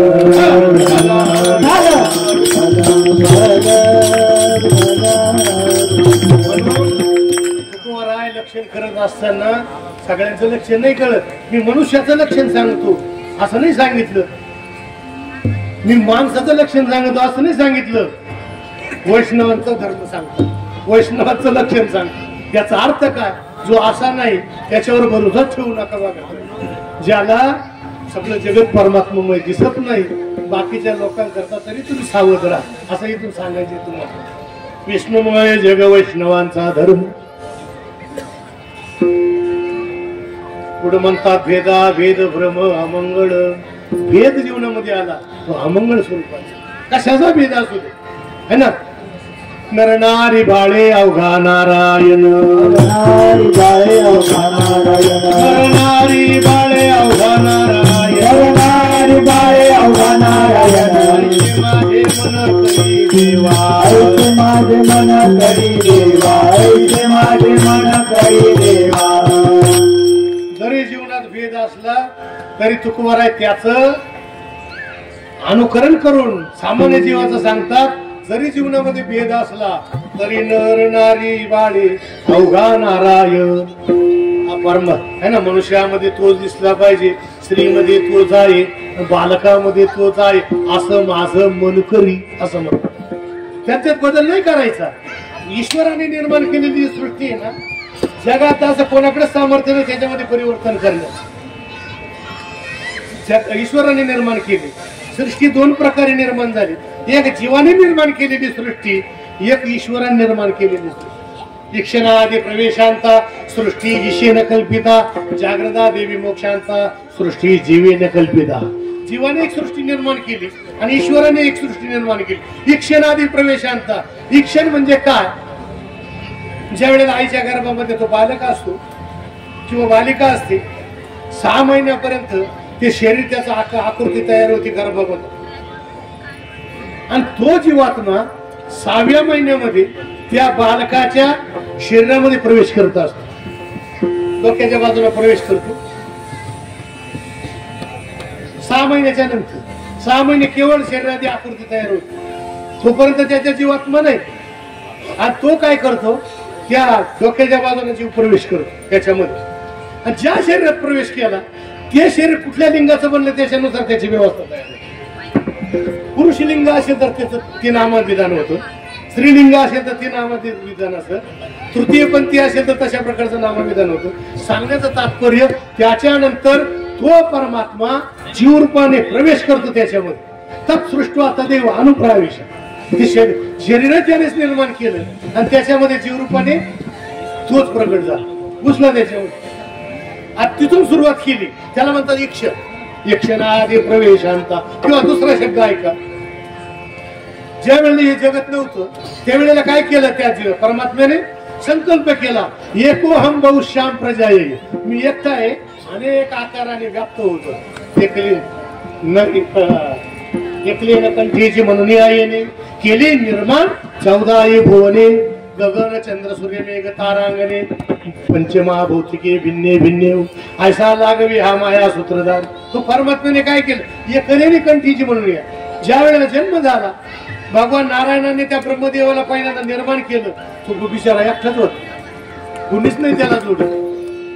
मग त्याने काय केलं माहिती का, त्याला कर्मेना, मग कर्मेना मग त्याने काय केलं, हे एकाच वेळेला संकल्प केला, सगळं जगत निर्माण झालं. जसं अग्नी पेटल्यानंतर लाकडाला ते काय म्हणतात, त्याला आर म्हणतात, पेटलेलं काय असतं आर, त्याचं खाली विसतो आपटा तुम्ही, अशा काय होतात त्याला शास्त्रामध्ये विस्फुरलिंग म्हणतात शब्द वापरतात. विस्फुरलिंगावरती जगत एकदम निर्माण झालं. काहींचं असं मत, काही म्हणतात नाही नाही तसं नाही झालं, पहिला आकाश निर्माण झालं, नंतर वायू निर्माण झाला, नंतर अग्नी निर्माण झाला, नंतर जल निर्माण झालं, आणि नंतर पृथ्वी निर्माण झालं. आद्य विकार आकाश पहिला विकार. आता त्यांचा वादविवाद सृष्टीच्या बाबतीत त्याचा विचार मी करणार नाही, पण सांगण्याचं तात्पर्य त्याने पहिलं जगत निर्माण केलं. कसं, त्याला म्हणतात ईक्षणादि प्रवेशांता सृष्टी ईशेन कल्पिता, जागृतादि विमोक्षांता सृष्टी जीवेन कल्पिता. जीवाला कोणती सृष्टी निर्माण केली माहिती, जागृत अवस्थेपासून मुक्तीपर्यंत मोक्षापर्यंत ही सृष्टी निर्माण केली. म्हणून काय केलं माहिती का, जीव सृष्टी ईश्वर असलेल्या ईश्वराची जी सृष्टी आहे तिच्यामध्ये परिवर्तन न करता मानसिक सृष्टीमध्ये बदल करा. कशामध्ये करायचा, ईश्वर सृष्टीमध्ये बदल नाही. बऱ्याच जणांनी प्रयत्न केला, सफल आतापर्यंत झाले नाही. एक तुमच्या आमच्या मधला प्राचीन भक्त होता रावण, त्याने 3 प्रतिज्ञा केल्या होत्या. त्याने सांगितलं, हा खाऱ्या पाण्याचा समुद्र आहे ना, हा सगळा गोड करून टाकायचा, डायरेक्ट पाणी आणलं का चहा करता आला पाहिजे. आता जमत नाही सध्या, फिल्टर करावं लागतं पाणी. स्वर्गाला जाण्याकरता यज्ञ यागादी कर्म करायची गरज नाही, इथून शिडी लावायची, याला पाहिजे स्वर्गाला जायचं, आणि सोन्याला सुगंध आणायचं काम. अच्छा, 3 त्याने प्रतिज्ञा केली. झाला का पूर्ण? हा, तुमच्या आमच्या सारखा होता का तो? शक्तीहीन, बलहीन, बुद्धिहीन, काय कमी होतं त्याच्यात? सर्व शास्त्र संपन्न. शास्त्र संपन्न कशाला सांगू, सगळ्यामध्ये आपल्या हिंदू धर्माचा प्राचीनतम असणारा ग्रंथ म्हणजे वेद. तर वेदावर पहिलं भाष्य करणारा रावण होता त्याने रावण संहिता नावाचा ग्रंथ लिहिला. कोणता ग्रंथ?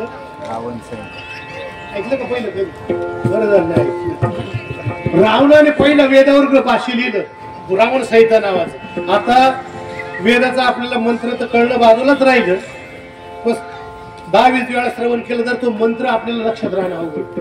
8-8 दिवस त्याची गोकंपट्टी करावी लागते सारा. हा, जे कर्मकांड वगैरे शिकतात ना, हा त्याला मंत्र उच्चारण उदात्त अनुदात्त स्वरी आता त्याला उच्चारण कर. तुम्ही जर लक्ष देता असत गणेश तुम्हाला उगत ते पूजा करायची म्हणून करतात तो भाग नाही राहिला, पण तू बारीक लक्ष देत असला ना तू जर मंत्र असं म्हणजे उदात्त जर स्वर असेल असं वरती करायचं, अनुदात्त स्वर त्याला खाली करायचं. आता ते कुठं असतात माहिती का? वेदाचे जे मंत्र असतात त्या मंत्रामध्ये जर तुम्ही रुद्री नावाचं एक प्रकरण घेतलं, रुद्राष्टदेवी मिळते त्याच्या खाली अशी चिन्ह असतात. एक ज्याच्या खाली चिन्ह नाही त्याला म्हणजे उदात्त, ज्याच्या खाली आडवं चिन्ह आहे रेषा त्याला म्हणायचं अनुदात्त, ज्याच्या डोक्यावरती अशी उभी रेष आहे त्याला म्हणायचं स्वरी. बरोबर? उदात्त अनुदात्त स्वरी. आता उदात्त असल्यानंतर हात असा उंच आला पाहिजे. त्या वर्णाच्या खाली जर तो कुठल्याही प्रकारचं चिन्ह नसेल तर तो हात असा उंच घ्यायचा. त्याच्या खाली आची खाली पडलेली रेग असेल तर अनुदात्त असं गेला पाहिजे. आणि स्वरीत असं दोन्ही बाजूला लेफ्ट राईट असं करायचं. असं जर उच्चारण केलं तर त्या ब्राह्मणाला दोष लागतच नाही. इथं जर असलं तर त्यांना माहिती येईल लक्षात त्यांच्या काय भानगड चालली. सांगण्याचं तात्पर्य उदात्त अनुदात्त स्वरीत केल्या वाचून मंत्राचं पाठांतर चालत नाही, ते कंठस्थ करायला जमत. आता एक मंत्र एवढा 1 लाख मंत्रावर त्या रावणाने भाष्य करून ठेवून विचार करतो कसा असेल विचार. सुवर्णाची लंका एवढी मोठी, कुंभकर्णासारखा भाऊ त्याच्याकडे एवढा मोठा, एवढं सामर्थ्य असणारा, असं नवग्रहाच्या पायऱ्या करणारा तो माणूस, त्याने या प्रतिज्ञा केल्या, त्याच्या पूर्ण झाल्या नाही. आपण आजच तयारीकडे पुढच्या वर्षी ना 5 एकर कांदे लावायचे. दगड पाऊस पडला पाहिजे. पाऊस नाही पडल्या तुझी प्रतिज्ञा फालतू व्यर्थच गेली. पुढच्या वर्षी विहीर खोदायचे म्हणजे काय पैसा येत नाही घरी. काही झालं तर या वर्षी मुलाचं जमवलंच पाहिजे. जमवणारे आले पाहिजे ना तर जमतच नाही ते जमल कसं काय? या आपल्या प्रतिज्ञा सगळ्या व्यर्थ निष्फळ. एवढ्या मोठ्या त्याची प्रतिज्ञा व्यर्थ झाली. का केलं त्याने? काय केलं? ईश्वर सृष्टीमध्ये हस्तक्षेप करायचा प्रयत्न केला आणि ईश्वर सृष्टीमध्ये कोणीही परिवर्तन करू शकत नाही. मग काय करायचं? काय करायचं? आपल्याच बदल करून घ्या. तुम्हाला दुसरं सांगू का? वयोवृद्ध माणसाचं तरुण माणसं जमतं का? कोणाच्या घरात कुणाचं जमत नाही. त्या तिथे म्हणतात आम्ही पहिलं फार केलं, हे म्हणतात तुम्हाला काय आलं, चालूच असत. एकाने ते फार सुंदर, त्याचे वडील त्याला म्हणले अरे बाबा फार कष्ट करायचे, फार काम करावं लागतं. त्या काळात म्हणे आम्हाला पोटभर जेवण मिळत नव्हतं तरी आम्हाला काम कर, तेव्हा तुम्ही पापीच तेवढी होती. आता घ्या काय सांगायचं? बापा म्हणजे आम्ही काही काम करत नाही, आम्हाला बघा 80 कोटी लोकांना फ्री राशन घ्या. काय काम करायची गरज आहे का?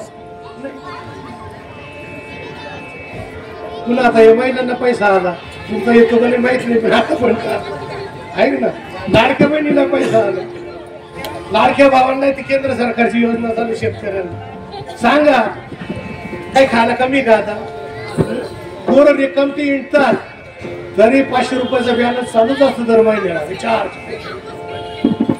पुण्यवान कोण पाठी कोण? ज्याला जास्त भोग मिळाला तो पुण्यवान का ज्याला भोगच मिळाला नाही तो पुण्यवान? विठ्ठला विठ्ठला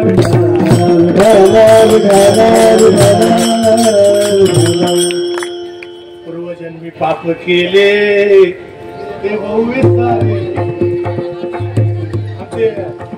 पांडुरंग महाराज वैद्य होते, मृदंगचार्य मृदंग सम्राट. सकाळचा वेळ होता, पंढरपूरला चालले होते पालखी सोहळा. आता वारकऱ्याचा नियम असतो सकाळी रथ निघाल्याबरोबर पहिल्यांदा पहिली मालिका, दुसरी मालिका, काकडा भजन, आंधळी पांगडी असं म्हणत म्हणत दुपारच्या जेवणापर्यंत गवळणीपर्यंत जायचं.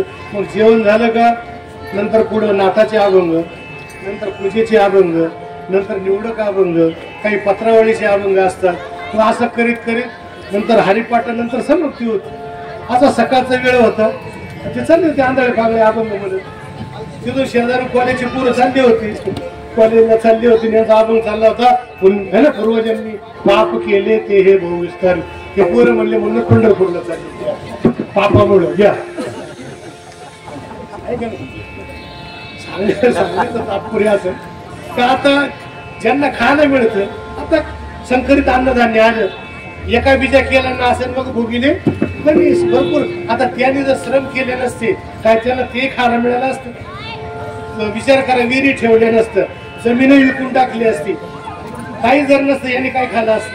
पण आता त्यांचे विचार आणि यांचे विचार मॅच होत नाही, मग सुधारायचं पण. म्हाताऱ्या माणसाने बदल करायचा, तरुण कंपनीने बदल करायचा, त्यांचं बदलच होणार नाही. साठीची बुद्धी जी कॅसेट झाली त्याच्यात बदल नाही, मेमरी कार्डामध्ये डाउनलोड झालं, नवीन काही होणार नाही, ते फुल झालं आता. मग आता बदल कोण करायचा, शहाण्या माणसाने. लक्षात आलंय का? तरुण माणसं भांडत नसतं, त्यांच्या डोकं लावलं समजा हा एकदम निर्भूत आहे त्यांच्यापेक्षा, ज्याला त्यांची भाषाच कळाली नाही, फक्त ऐकायचं पुढे चालायचं. सगळ्यात सोपा उपाय, प्रतिकार करायचा नाही. दोन माणसाला प्रतिकार करायचा नाही, एक म्हाताऱ्या माणसाला आणि एक शुगरवाल्याला, अशा दोघांना प्रतिकार करायचा. शुगरवाल्याला जर प्रतिकार केला त्याला येतं टेन्शन येतं, विचारूच नका. डायरेक्ट शुगर 240 डायरेक्ट 600 जाऊ शकते, मग त्याला कधी विरोध करायचा नाही.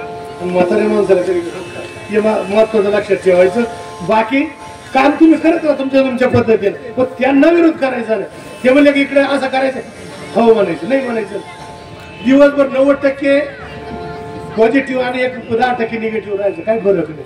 बघा सगळ्या व्यवस्था घरामध्ये आधी एकदा परिवर्तन होऊन जाईल. आणि जर तुम्ही त्याला डोकं लावत राहिले तर घराची खराबी झाल्याशिवाय राहणार. बरं, त्याला विरोध केला तरी कमी असतात, मग शेजारच्या घरी जाऊन बसतात, इकडे तिकडे याला सांग त्याला सांग की सुनाशी मुलगा तसा सुनाशी मुलगा, तुमचंच पारायण चालू राहत त्यांचं दिवसभर. मग तुमची बदनामी झाल्यापेक्षा आजच सावध झालं पाहिजे. त्याने जे केलं की त्याला करायचं, कुणी केलं, आमच्या वडिलांनी केलं. काही मुलं फार सुंदर असतात, हुशार असतात, म्हणजे ही गाडी आई वडिलांची फुट नाही. वा काय सुंदर कल्पना आहे ना. आई वडिलांचा आशीर्वाद, आई वडिलांचा कृपा समजायचा, हा त्यांच्या क्षेत्र छायखाली चालतो. काय नाही विचार, आई वडील तुमच्यात राहतात, तुम्ही आई वडिलात राहत नाही, आई वडील आमच्याकडे म्हणत, हा नाद आहे. जन्माला येऊन त्रास. आपण त्यांना आपल्या अगोदरचे जन्माला आले, त्याने अगोदर घर वगैरे सर्व ठेवलं होतं, आम्ही आई वडिलात राहतो. शाना म्हणून विठ्ठल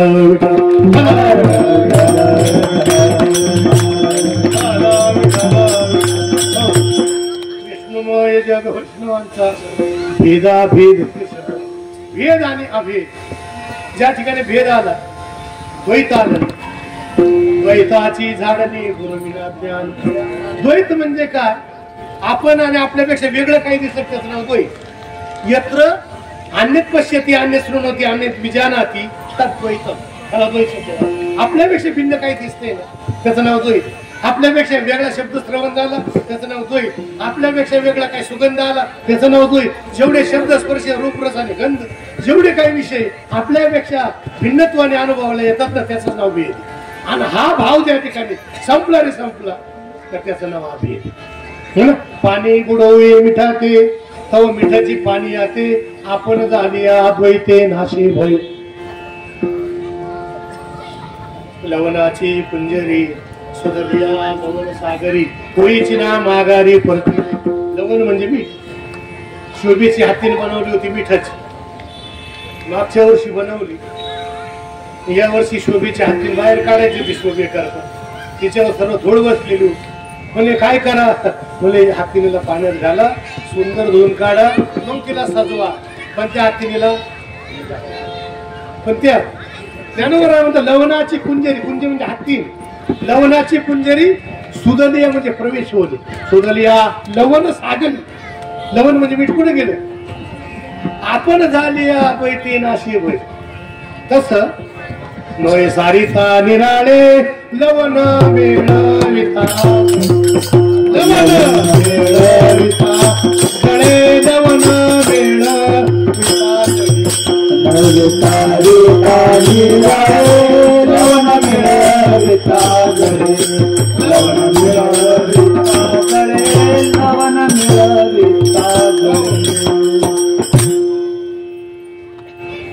लवण सारिता निराळे लोहे.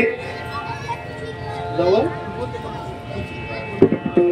नोये सारिता निराळी लवण मिळविता जळे लवण जळे मिळविता सारिता निराळे नोई. ती पाण्यात जर गेलं मीठ ती वेगळं करता येणार नाही. कारण काय झालं त्याचं जे स्वरूप आहे मिठाचं स्वरूप म्हणजे पाणी आणि एक मीठ जर पाण्यात गेलं तर पाणी रूप होऊन जातं. तसं जीव हा परमात्मा रूप झाला तर त्याच्या ठिकाणी भेद शिल्लक राहत नाही है ना. यो वै भूमात सुखम नालपे सुखमच भेद गेला अभेद स्थितीला प्राप्त होत. गीतेच्या 12व्या अध्यायामध्ये भक्ताचे लक्षण सांगत असताना पहिला शब्द वापरला 12व्या अध्यायाचा 13वा श्लोक अद्वेष्टा सर्वभूतानां मैत्र करुणा वच निर्मम हो निरंकार सर्व दुःख सुख क्षमी. अद्वेष्टा सर्वभूतानां तो सगळ्या प्राणी मात्राचा द्वेष का करत नाही. आदेश स्वरूपाला गेला आपल्यापेक्षा वेगळे त्याला काही दिसत नाही म्हणून तो कोणाचा द्वेषच करत नाही. काहीच त्याच्या ठिकाणी द्वैत भाव समाप्त होतो. ज्या वेळेला द्वैत भाव समाप्त होतो परमात्मा रूप एक दर्शन होतं. जगी जग झाले जनार्दन तू वेगळा राहत नाही. त्याला जंगलात जावं लागत नाही. तो हिमालयात गेला म्हणून तो वेगळा राहतो असं नाही. जगी म्हणजे लोकांमध्ये राहतो. जो जनामध्ये वागे परी जना वेगळी गोष्ट सांगी ज्याचे अंतरीचे ज्ञान जागे तोची साधी. म्हणून त्याच्या करता अभेद स्थिती येण्याकरता हा पहिला भेद गेला पाहिजे. द्वैत अवस्था गेली पाहिजे आणि ती द्वैत अवस्था जाण्याकरता काय पाहिजे माहिती काय करावं लागेल. द्वैताची झाडणी करायला लागेल. पण त्याच्याकरता गुरुविना ज्ञान ज्ञानाने त्या द्वैतात द्वैत नष्ट होतं. पण ते ज्ञान प्राप्त करण्याकरता गुरुची गरज आहे. ते ज्ञान आलं की द्वैताला घालवतं आणि ते स्वतःही नष्ट होऊन जाते. ज्ञानाची गरज पडत नाही. काय होतं माहिती का आपण कपडे साफ करतो की नाही स्वच्छ धुतो तेच कपड्याचा मलिनपणा घालवण्याकरता आपल्याला साबण पाहिजे. आपण काय करतो ते साबणीचा मला क्षालन करतो घालून टाकतो नंतर साबणीचं पाणी ठेवतो का साबण नष्ट करू का ते नको कारण ती बाधक. तसं ज्ञान नावाची वृत्ती असली का अज्ञान नावाची वृत्ती घालवली जाते. अज्ञान वृत्ती गेली का ज्ञान वृत्ती नष्ट झाली पाहिजे. तशी अज्ञान ज्ञानी नेली ज्ञाने कीर्ती मुखत्व केली जैसा वन्नी काष्ट जाळून या सोये जड. अग्नी काय करतो माहिती का कधी लाकडं जाळून टाकतो नंतर स्वतः काय होत तृण नाही तेथे लागला तर अग्नी काय होतं जायतो विजून क्षणा माझी. आता गवतच नाही तिथं अग्नी लागला किती वेळ राहील जायतो विजून क्षणा माझी. या पद्धतीने इथं असं आहे. एकदा एक प्रवासी प्रवास करीत चालला होता. प्रवास करत असताना रस्त्याने जात असताना फार थकला तो. त्याला असं वाटलं कुठेतरी एखाद्या झाडाखाली विश्रांती करावी म्हणून ते झाडाच्या बाजूला जात असताना आड वाटा असल्यामुळे त्याला पायामध्ये भयंकर असा मोठा काटा भरला. काटा भरल्यानंतर विचार केला आता काटा कसा काढायचा. आता लोक मला काट्यानेच काटा काढावा लागेल. त्याने दुसरा काटा पाहिला चांगला मोठा काटा घेतला. त्या काट्याने तो काटा काढला.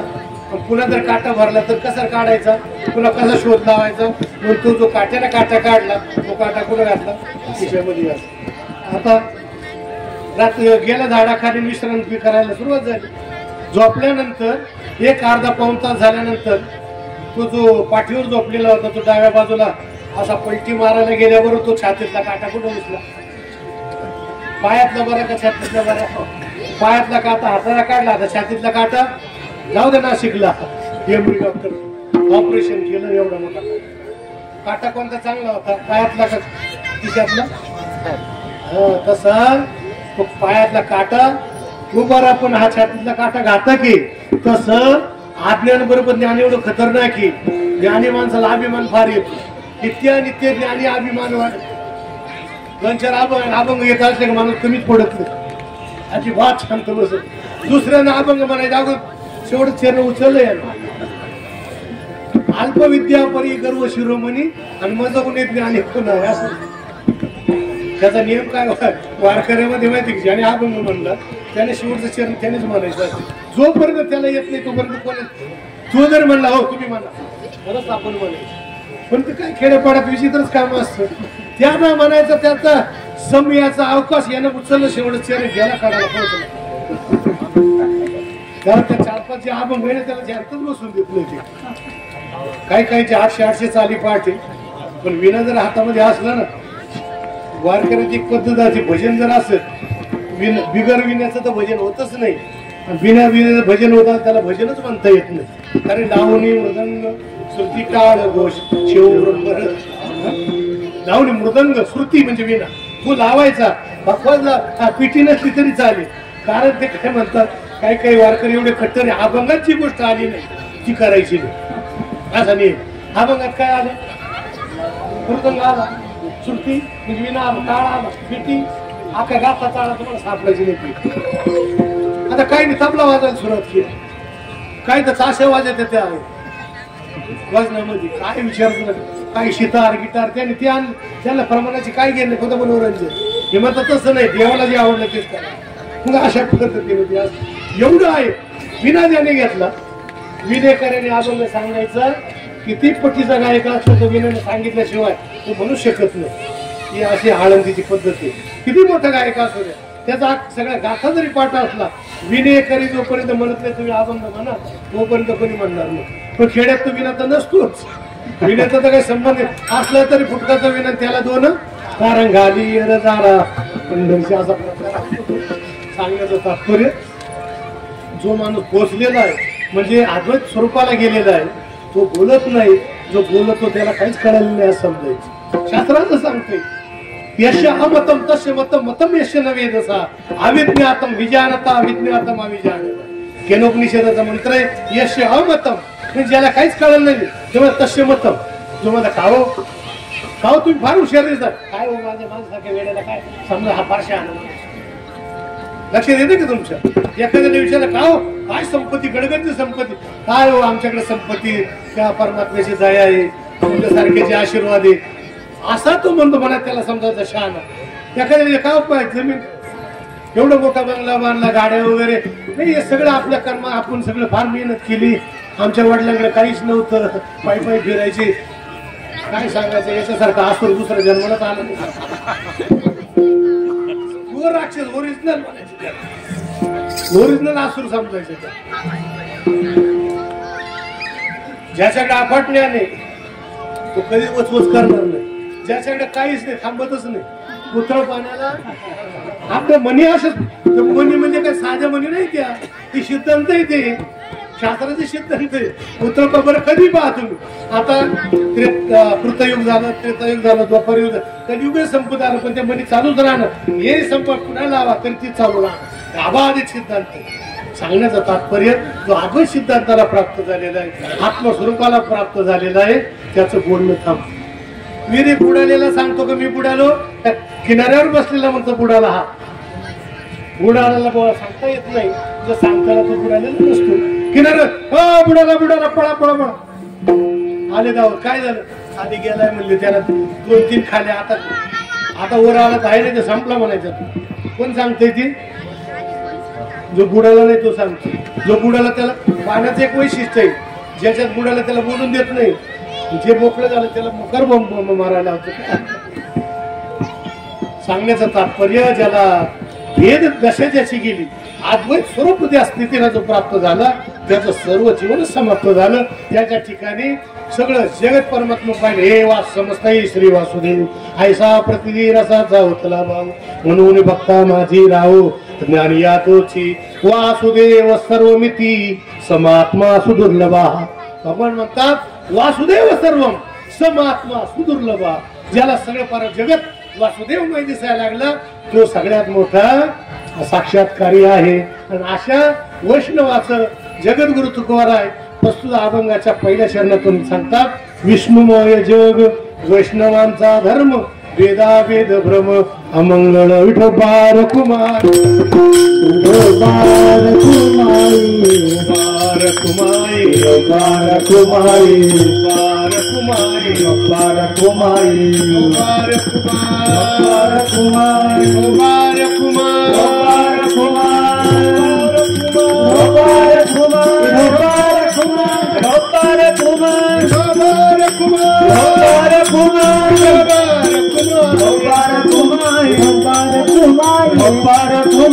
बार कुमारी, बार कुमारी, कुमारी रब्बार कुमारी रब्बार कुमारी रब्बार कुमारी रब्बार कुमारी रब्बार कुमारी रब्बार कुमारी ज्ञानेश्वर माऊली ज्ञानेश्वर माऊली ज्ञानराज माऊली ज्ञानेश्वर माऊली माऊली ज्ञानेश्वर माऊली ज्ञानराज 15-20 किलोमीटर पायी चालत आलेली मंडळी सगळ्यांना भुकायला लागली असते आणि विश्रांतीची गरज आहे म्हणून शेवटी चालले काही होत नाही झालेली सेवा भगवान परमात्म्याच्या चरणी अर्पण करून सर्व श्रोत्यांच्या चरणी अर्पण करून सेवेला इथं पूर्णविराम देतो अभंगाचे राहिलेले चरण नंतर जेव्हा वेळ मिळेल जेव्हा अवकाश मिळेल तेव्हा आपण त्याचा विचार करू विठ्ठल जय जय विठ्ठल